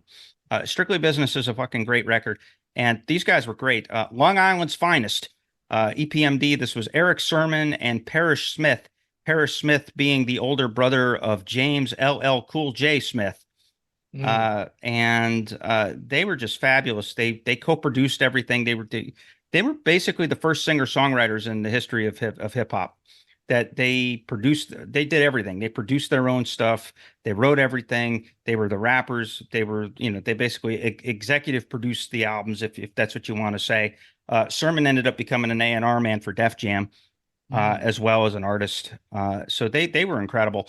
And these two songs are just fabulous. So It's My Thing samples the whole darn family, 7 minutes of funk. Yeah. Which just great. And actually, the same sample is used by Jay-Z and Foxy Brown on Ain't No Nigga from Reasonable Doubt. And so, if you don't know it from this song, you'd know it from that one. Just really, really, really cool sample, and then them trading barbs, and then them trading. They're both great lyricists, and they both had great flow. So just sort of trading on that. And then You Gots to Chill, which is the better song. That sample zaps more Bounce to the Ounce and Kool and the Gang's Jungle Boogie. Nice. And just comes up with a really great little combination of things, and just just really clever, really funny, really cool sounds. And they were just pure hip hop. They were just they really kind of captured the elements as well as any of the hip hop bands during this era in the golden age. And it's a shame that they don't get more love. They're kind of in that same category as Big Daddy Kane, where like the heads, we all love EPMD, but if you're not a head, chances are you've never heard of them, and that's a goddamn shame. Right. Coming up next, Marley Marl with his single "The Symphony" from 1988. We mentioned him earlier in the discussing Eric B. and Rakim's "Paid in Full." This is probably the solo single he's most known for, and probably his greatest one. Yeah, and Marley Marl, he doesn't actually rap on this. This is a Juice Crew posse cut. That it was released on an album that Marley Marl put out in 1988. But this features 4 awesome rappers: Masta Ace, Craig G, Cool G Rap, and Big Daddy Kane.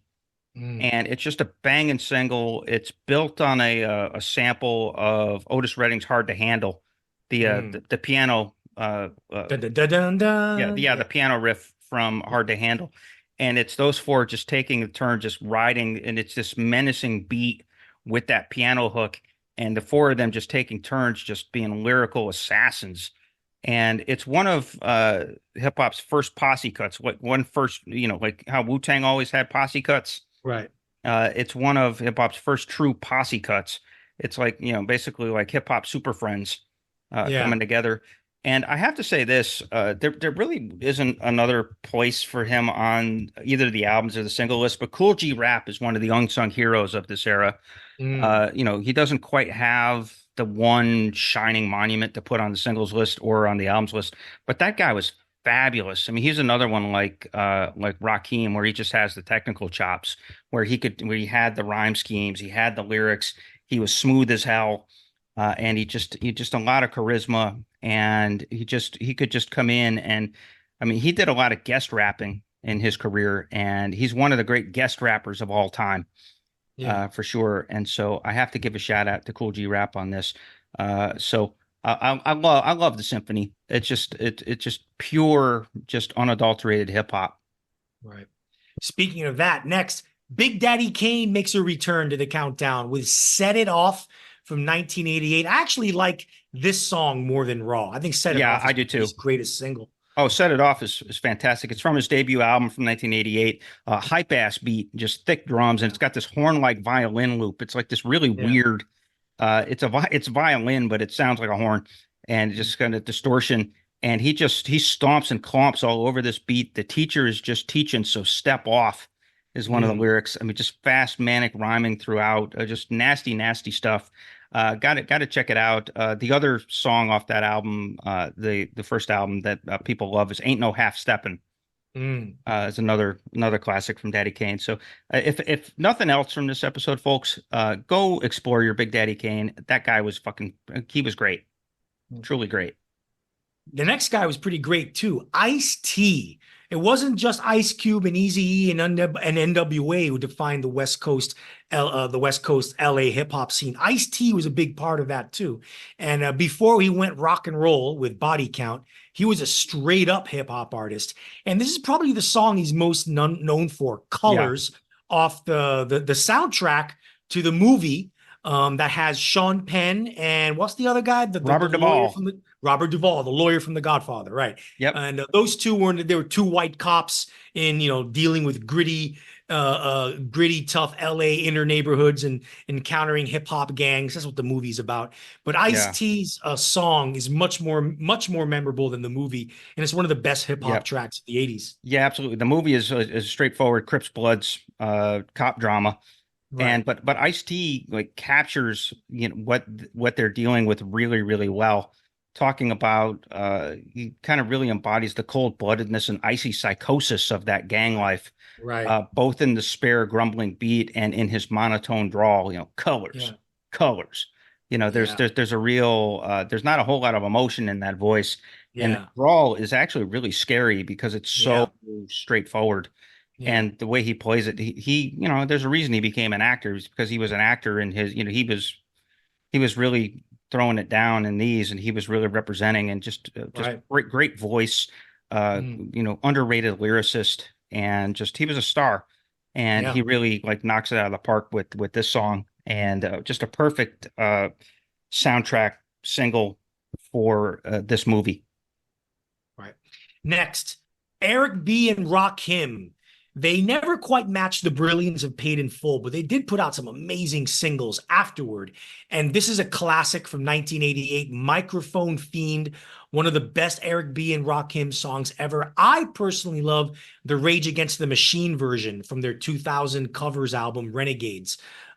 Seriously, check out the Rage Against the Machine version. But yeah, the original is pretty damn great too. Yeah, Chris? this is my favorite Eric B. and Rakim song. Killer ass bass line, and just a virtuoso performance from Rakim. I mean, the lyrical concept is pretty strong, as the name suggests. Microphone Fiend. He basically treats his addiction to the mic as if he's a heroin junkie, and Yeah. so he's making the metaphor of as heroin is to a junkie, so is the mic to him. That he needs Yeah. that mic in his hands, and just the rhyme schemes, the metaphors, the there's almost a storytelling quality to it, Yeah. and just a lyrical dexterity that's just a really alluring and just sort of hypnotic song. And again, that's just killer ass bass line from Eric B. And my personal favorite Eric B. and Rakim song. Yeah. Now we reach the misogynistic section of the singles Yeah. countdown, starting with Slick Rick and the very cleverly titled "Treat Her Like a Prostitute" from 1988. Oh, so clever. Slick Rick was actually born in England, right, Yep. Chris? Yes, he was. He was born in England, and he ended up in the Bronx. And he first broke out with Dougie Fresh, where they did Lottie Dottie. in 1985 together with Dougie Fresh being a human beatbox, and that song was just as misogynistic as this one, where he ends up being pursued by the mother of his girlfriend, and he makes he makes a line about her wrinkly pussy. Well, on this song, it's not much better. It's just basically three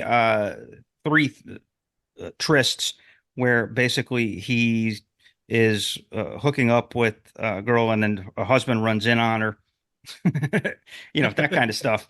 And so it's like basically like three tales of a woman acting like a prostitute, and so justifying treating her like a prostitute. Yeah, Slick Rick, he was a real suffragette. He really was. He's nothing compared to the next group. Yeah. 2 Live Crew and their biggest single, their 1988 song "Me So Horny." Now, I was born in Union City, New Jersey, but I spent my adolescence from the ages of 10 to 17 in Miami.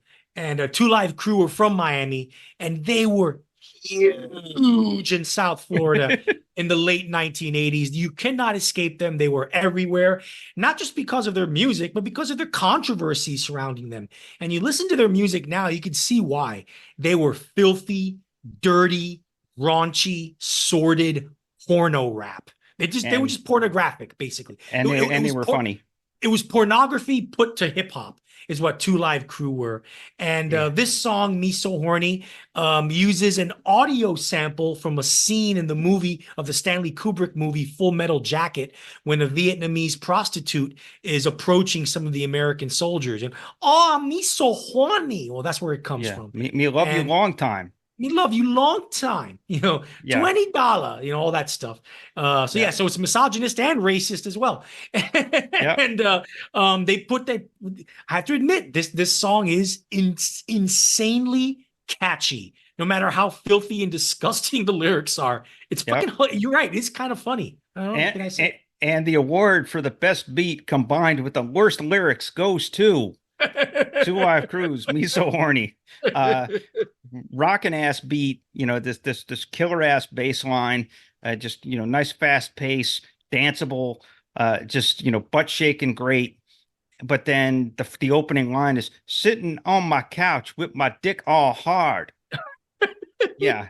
There's not a whole lot of creativity. Dude, the song is called "Me So Horny." What is he going to start with? Yeah, I was gonna say, I'm like Georgie Porgy, make all the girls cry. And just one bit, and you make you all wetty. I mean, just really, really was one horrible lyric after another. But man is the song fun, and like you said, it's one of the great bass lines of the era. Building a song on the "Me So Horny" thing from Full Metal Jacket is really clever as an idea. Yeah. And just kind of like scratching the voice, so horny, me so horny. Doing that is pretty fun. So yeah, great best beat combined with worst lyrics. Can't doesn't get any better than this, baby.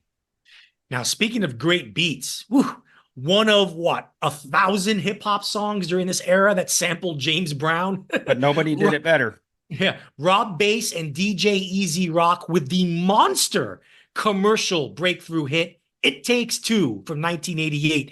If you say you haven't heard it, yes, you have. You've heard it in many sports arenas throughout the country. This is one of the 3 best songs on this entire list. "It Takes Two." I have never gotten more mileage out of a song singing in the shower than "It Takes Two." And it's got one of the best of the James Brown samples from the Lynn Collins song "Think About It." It takes several bits from that. It takes the drum beat from that. It takes Brown doing "Yeah, woo." Yeah. And then it takes Lynn Collins, the singer, doing "It Takes Two to Make a Thing Go Right." And it takes all of that, and it gets a song out of that. And Rob Bass just kills it on his lyrics. The drum that accompanies it is just kick ass, and it's just a danceable song. It got to number 3 on the dance clubs chart back then. It got to number 36 on the Hot 100. I'm surprised it didn't sell more than that. It's platinum. It's certified platinum by the RAA. I'm surprised it didn't get higher on the Hot 100. It's basically one of those things. And it also is number 2 on Rolling Stone's list of the 500 greatest songs. I can't remember what number 1 is, but number 2 is "It Takes Two." Oh, well, And hip hop songs or 80s songs? uh, songs, period. Of all time? Yeah, Really? No, I yeah. don't think.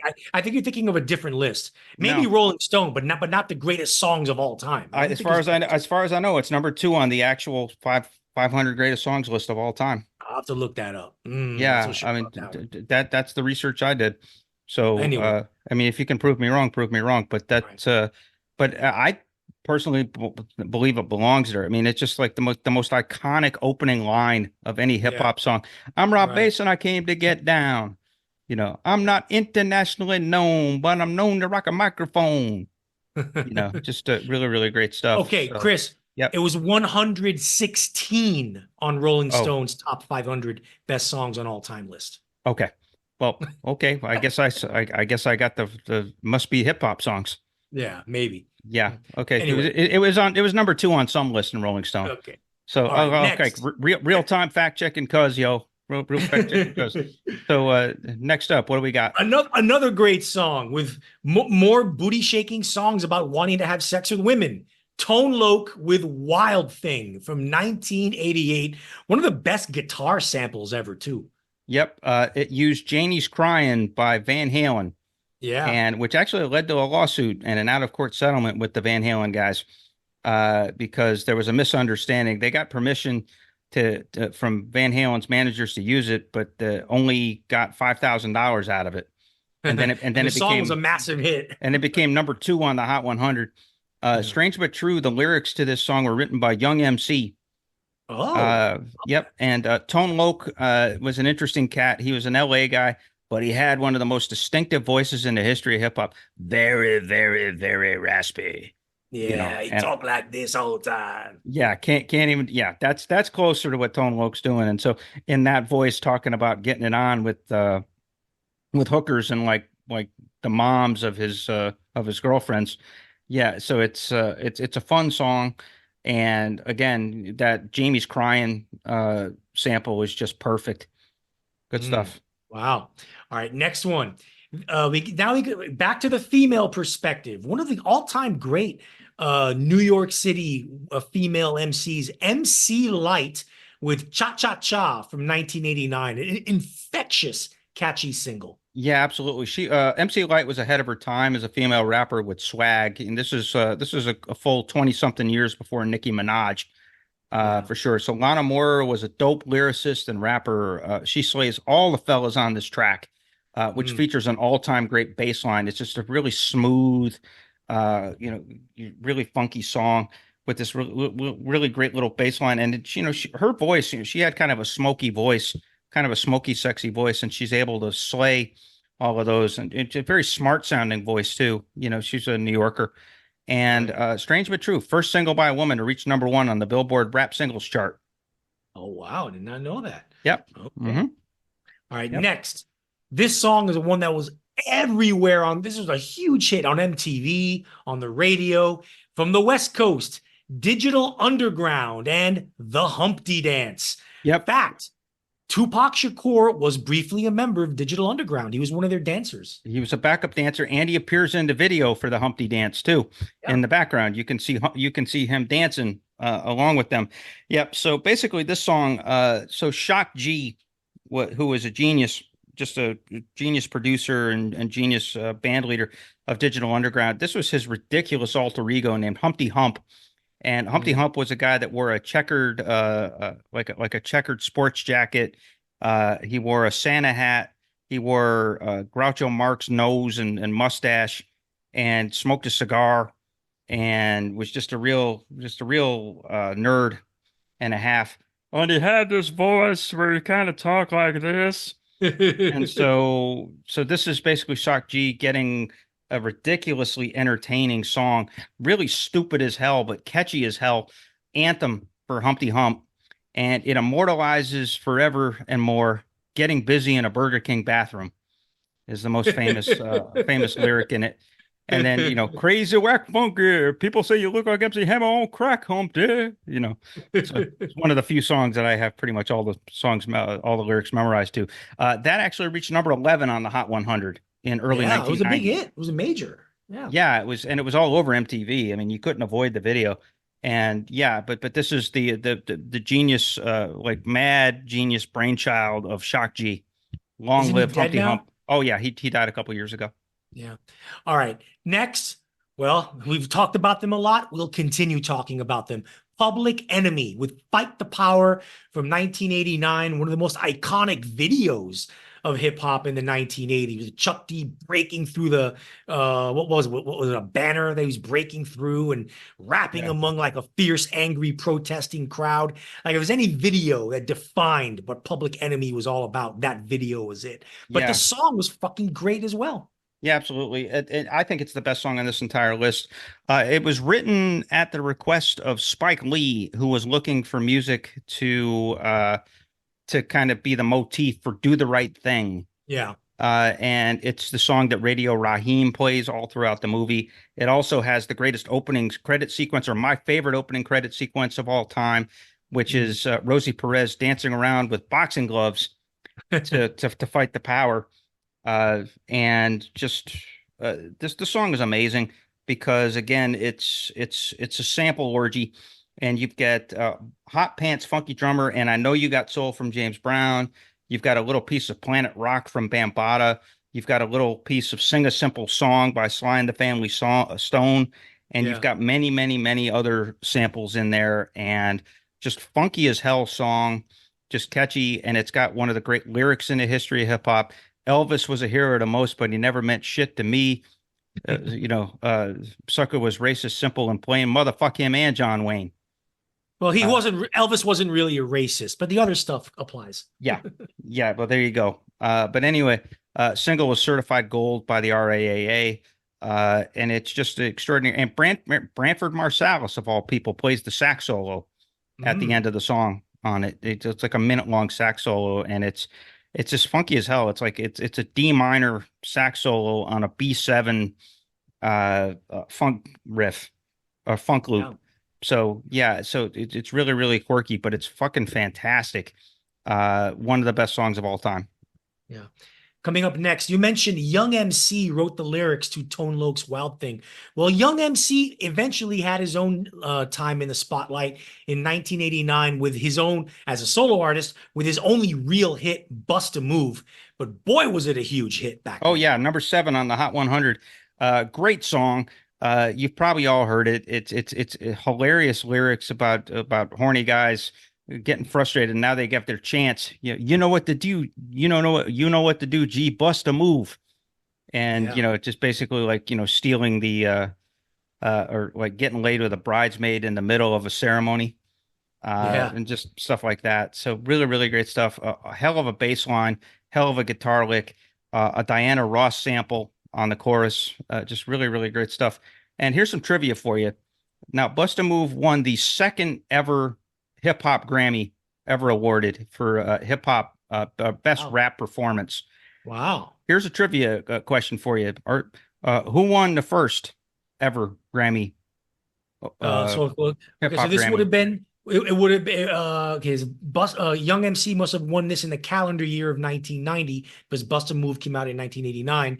So the first award was given in the calendar year of 89. So it must have been for a song that came out in 1988. I'm gonna guess it was. Ooh, gee, I don't know. None of the ones that we talked about, right? Nope. Not Two Live Crew, Me So Horny. Nope, not me so horny. Uh, What was parents, it? parents just don't understand by DJ Jazzy Oh, Jeff and the Fresh Prince. Will Smith. Yeah, Ah. so they won the first ever of all people. Will Smith won the first ever rap Grammy. So Wow. amazing, amazing, amazing, amazing fact. So Speaking of firsts, Ladies First by Queen Latifah, 1989.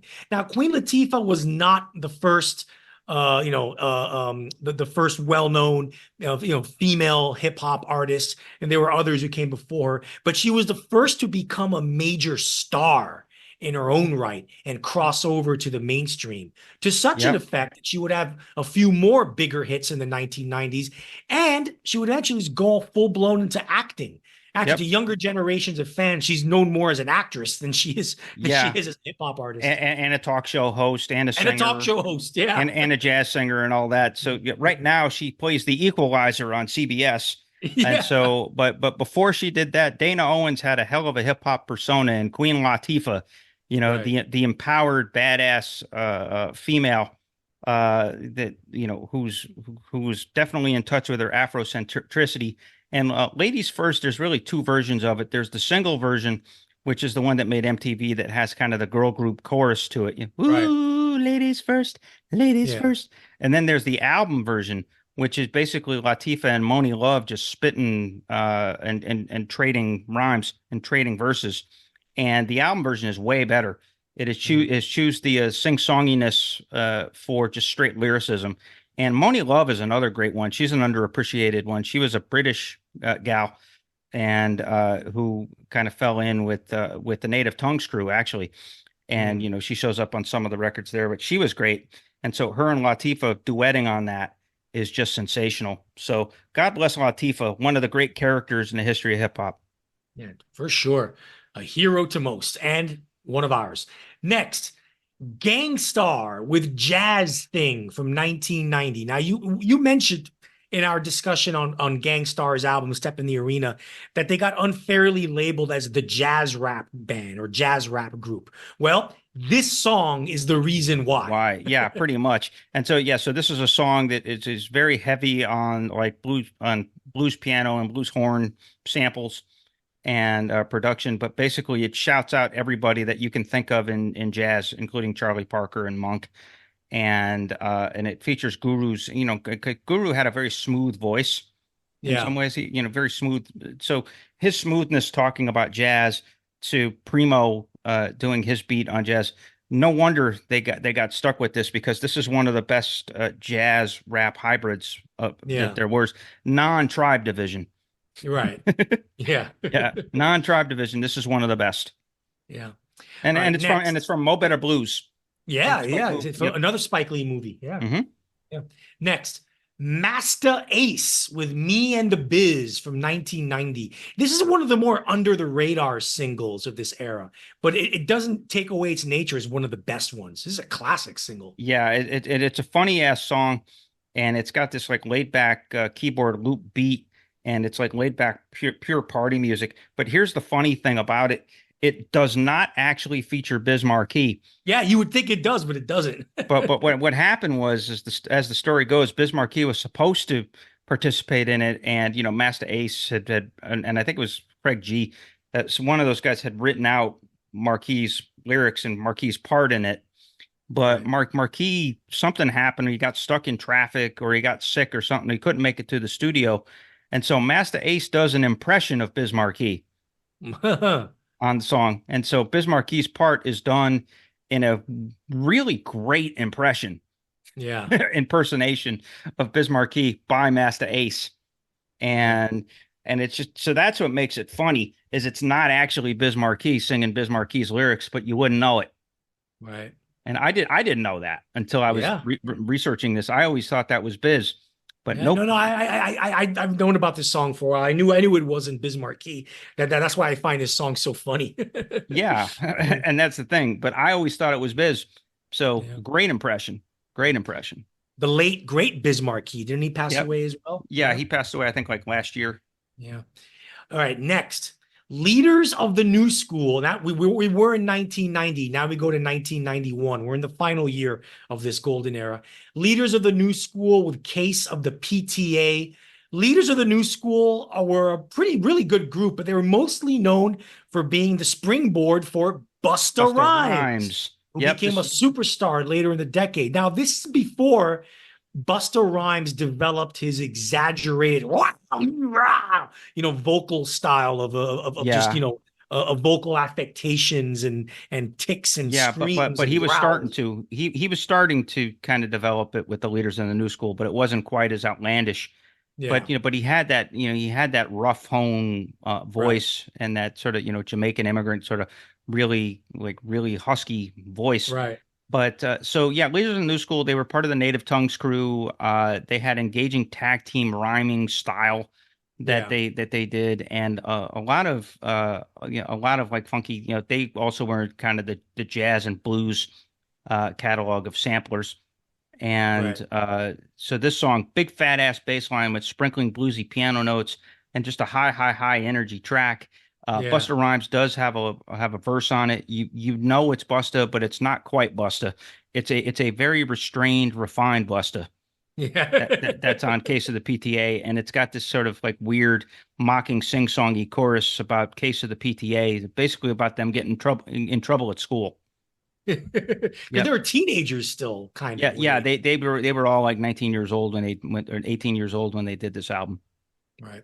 All right. Coming up next, Black Sheep, with The Choice Is Yours, also from 1991. Now, we've talked a bit about the Native Tongues Collective of New York. And that's, A Tribe Called Quest and De La Soul and Queen Latifah. They were the three biggest names from that.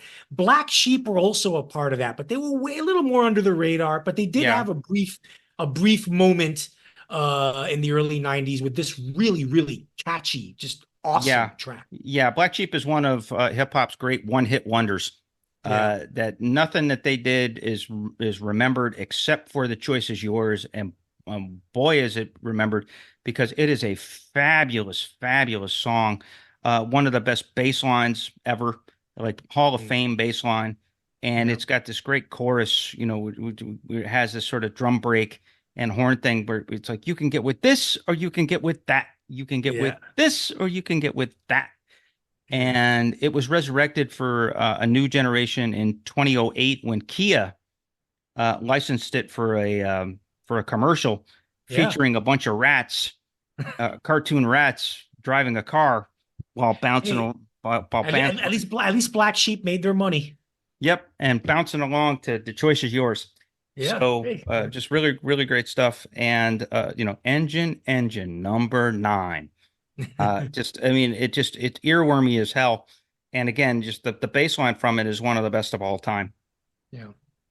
Well, we speak a lot about of a New York hip hop artist. Well, guess what? New Jersey brought us some too. And Yep. from East Orange, New Jersey, you have the trio Naughty by Nature, known. They had two massive, you have one hit wonders, you have two hit wonders. These guys were two hit wonders, but the first one was a Titanic single, OPP from 1991. Yes, folks, you know this song. Naughty You by know Nature. me, you know this song. Yeah, you know me. Yeah, you down with OPP. For what it's worth, Queen Latifah was also from East Orange, New Jersey. Oh, I thought she Uh, was a New York City person. yeah, so her and Tretch were close. So Tretch was the main rapper in Naughty by Nature, and this song is great because it's all OPP stands for other people's penis or other people's pussy, and it's all about cheating on your partner, and Number so. 6 in the U and the Billboard Pop Yes, chart. number 6 in the Hot 100. Very famously samples ABC by the Jackson 5, Yeah, yeah. and one of the great anthems. We were juniors in high school when this song came out, Yep.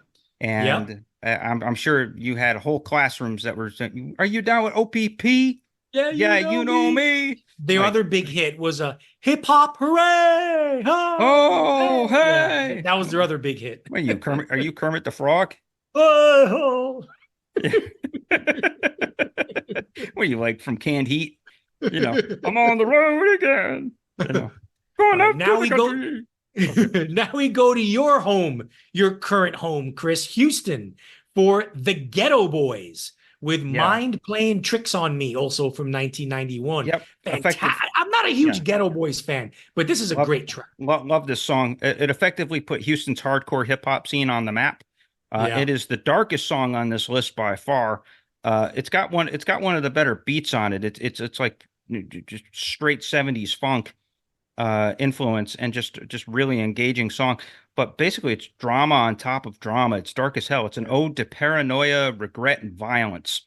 Right. And most famous for. It's basically an ode to like the price of being a street thug. Yeah, absolutely. And it's most famous for a lyric that Bushwick Bill was a little person Yeah. who was a member of the group. He's most famous for having his eye shot out at one Mm. point. And so he was a one-eyed dwarf who Oh, was a member of the band. And he has a thing about getting jumped on Halloween And Man, this dwarf gets beaten up a lot. He gets his eyes shot out, jumped on yeah, Halloween. Poor yeah. guy. It's he talks about being out there wilding on Halloween, but then fearing for his life being out there. And strange but true, the main sample on this song is from Isaac Hayes, "Hung Up Mm, on My Baby," which is a yeah. single from 1974 that Isaac Hayes did. Mm. Interesting. Nice. All right. Next. Now we go back to New York City. LL Cool J with Mama Said Knock You Out. By 1990, 91, as like hip hop got more aggressive and you guys started getting more violent themes and more adult and mature, LL Cool J had become kind of a joke because of his smooth ladies man persona and what is the perceived corniness. And like, several rappers did some diss tracks on LL Cool Como J. D. Yeah. It And was this was his comeback. Yeah, And boy, was it a comeback. this was his response to Cool D's "How You Like Me Now." Yeah. Cool D had been slaying LL for having that kind of soft imagery that Yeah. went with that sort of purpose. The guy that did "I Need Love" as You're right. opposed to the guy that did "Rock the Bells." Yeah. People had forgotten that LL was one of the great hard rappers Yeah. of the mid '80s, and so You're this right. was him making a comeback. And he's don't call it a comeback. I've been here for years is the most famous Yeah. song. This is actually my second favorite song on this list, next to "Fight the Power." Love this song. It's just LL just spitting fire and absolutely decreeing master supremacy over all the chumps. Just Mm. masterful swagger in the vocals and the lyrics. When I thrill and kill at will. With a Mhm. Uzi in my hand. Damn. Just really, really great stuff. And just the energy is just high on there. And it has that great hook to it, that Yeah. just great stuff. And it just LL just sort of basically restoring his rightful place on the throne and Yeah. basically destroyed Cool Modi's career Wow. Yeah, he did. Yeah, by we never doing. heard much from Cool Mo D after that. Yeah, never didn't Yeah. hear for anything from Cool Modi after that. But it just destroyed him. LL Yeah. won that beef big time. Now, I really hope that happens to Drake after this recent Kendrick Lamar beef, but we'll see. Yeah, We'll it see. We'll see may. if that It may because happens. Kendrick Lamar is winning that thing big time for sure. Yeah. Well, we'll talk about that next episode, but let's leave it at that. Anyway, we're gonna end this hip hop singles roll call of the 1986 to 91 golden age with two songs off the same album. This is Cypress Hill from Los Angeles and from LA from their self-titled debut album, Hand on the Pump and How I Can Just Kill a Man. Chris, you'll talk about these two songs, but I think what needs to be mentioned about Cypress Hill is that the importance of Cypress Hill is that they put Latino hip hop on the mainstream Yes. pop music radar. They really did with that self-titled debut. And it's a great album. After that self-titled debut album, really, they kind of became a parody. They just became a Yeah. marijuana joke. Yeah. Yeah. They became Basically, it one was giant guns and pot weed. joke after another. You know, Everything was guns and weed, and they right? became kind of a lampoon of themselves. But this Yeah, first record was legit, and it's one of the great debut records in the history of hip hop. yeah, And DJ Muggs was the guy that put down the music and had this like really appealing psychedelic, yeah. kind of almost kind of laid back, kind of not psychedelic, very busy beats, but menacing. The Cypress Hill was all menace Yeah. from Be Yeah, Real and Sen Dog as rappers. you felt a genuine like, man, these guys are fucked up. Yeah, yeah. Yeah, It's a genuinely disconcerting listen. The first record, there's anti-cop stuff on there. There's I mean, you're talking like, hand on the pump, sawing off shotgun, hand on the pump, la la la la la la la la. And not only that, but also sampling Duke of Earl of yeah, all songs, and just it makes for just a tremendously creepy effect. And then How I Can Just Kill a Man, which is at yeah, 81 million plays on yeah. Spotify, Wow. by the way. It's a pretty popular song in the Rage streaming. Against the Machine also covered this song on the Yeah, Renegades yeah, record. very badly. I'm not a huge fan Yeah, no, it's of the not. Yeah, Rage version, but just a kick-ass song is this really great loop. It's almost like a G funk loop before the G funk. That DJ Muggs had his own take on the G funk loop song, or G funk loop, that keyboard loop. He had his own take on it, and he really displays it on How I Can Just Kill a Man. And it's on these songs. It just sort of establishes their thing that, like, Be Real, like his speaking voice is really deep, but then he raps like this, and so it kind of establishes that kind of like nasally, that nasally menace, and then send dog, and so the contrast of the two voices with those ultra psychedelic sort of spooky beats, man, you're talking like no joke gangster hip hop. Some of the hardest edge stuff that's ever been released, and these two singles are the best of it. Right. And we have reached the end of our singles roll call, and we have cold rock this party. We have talked about hip hop's golden age. We didn't wax too poetic. We just got right into it and hit you with all of this. It's like a hammer. We hammered it. We hammered you home, boys and girls, didn't we, Arturo?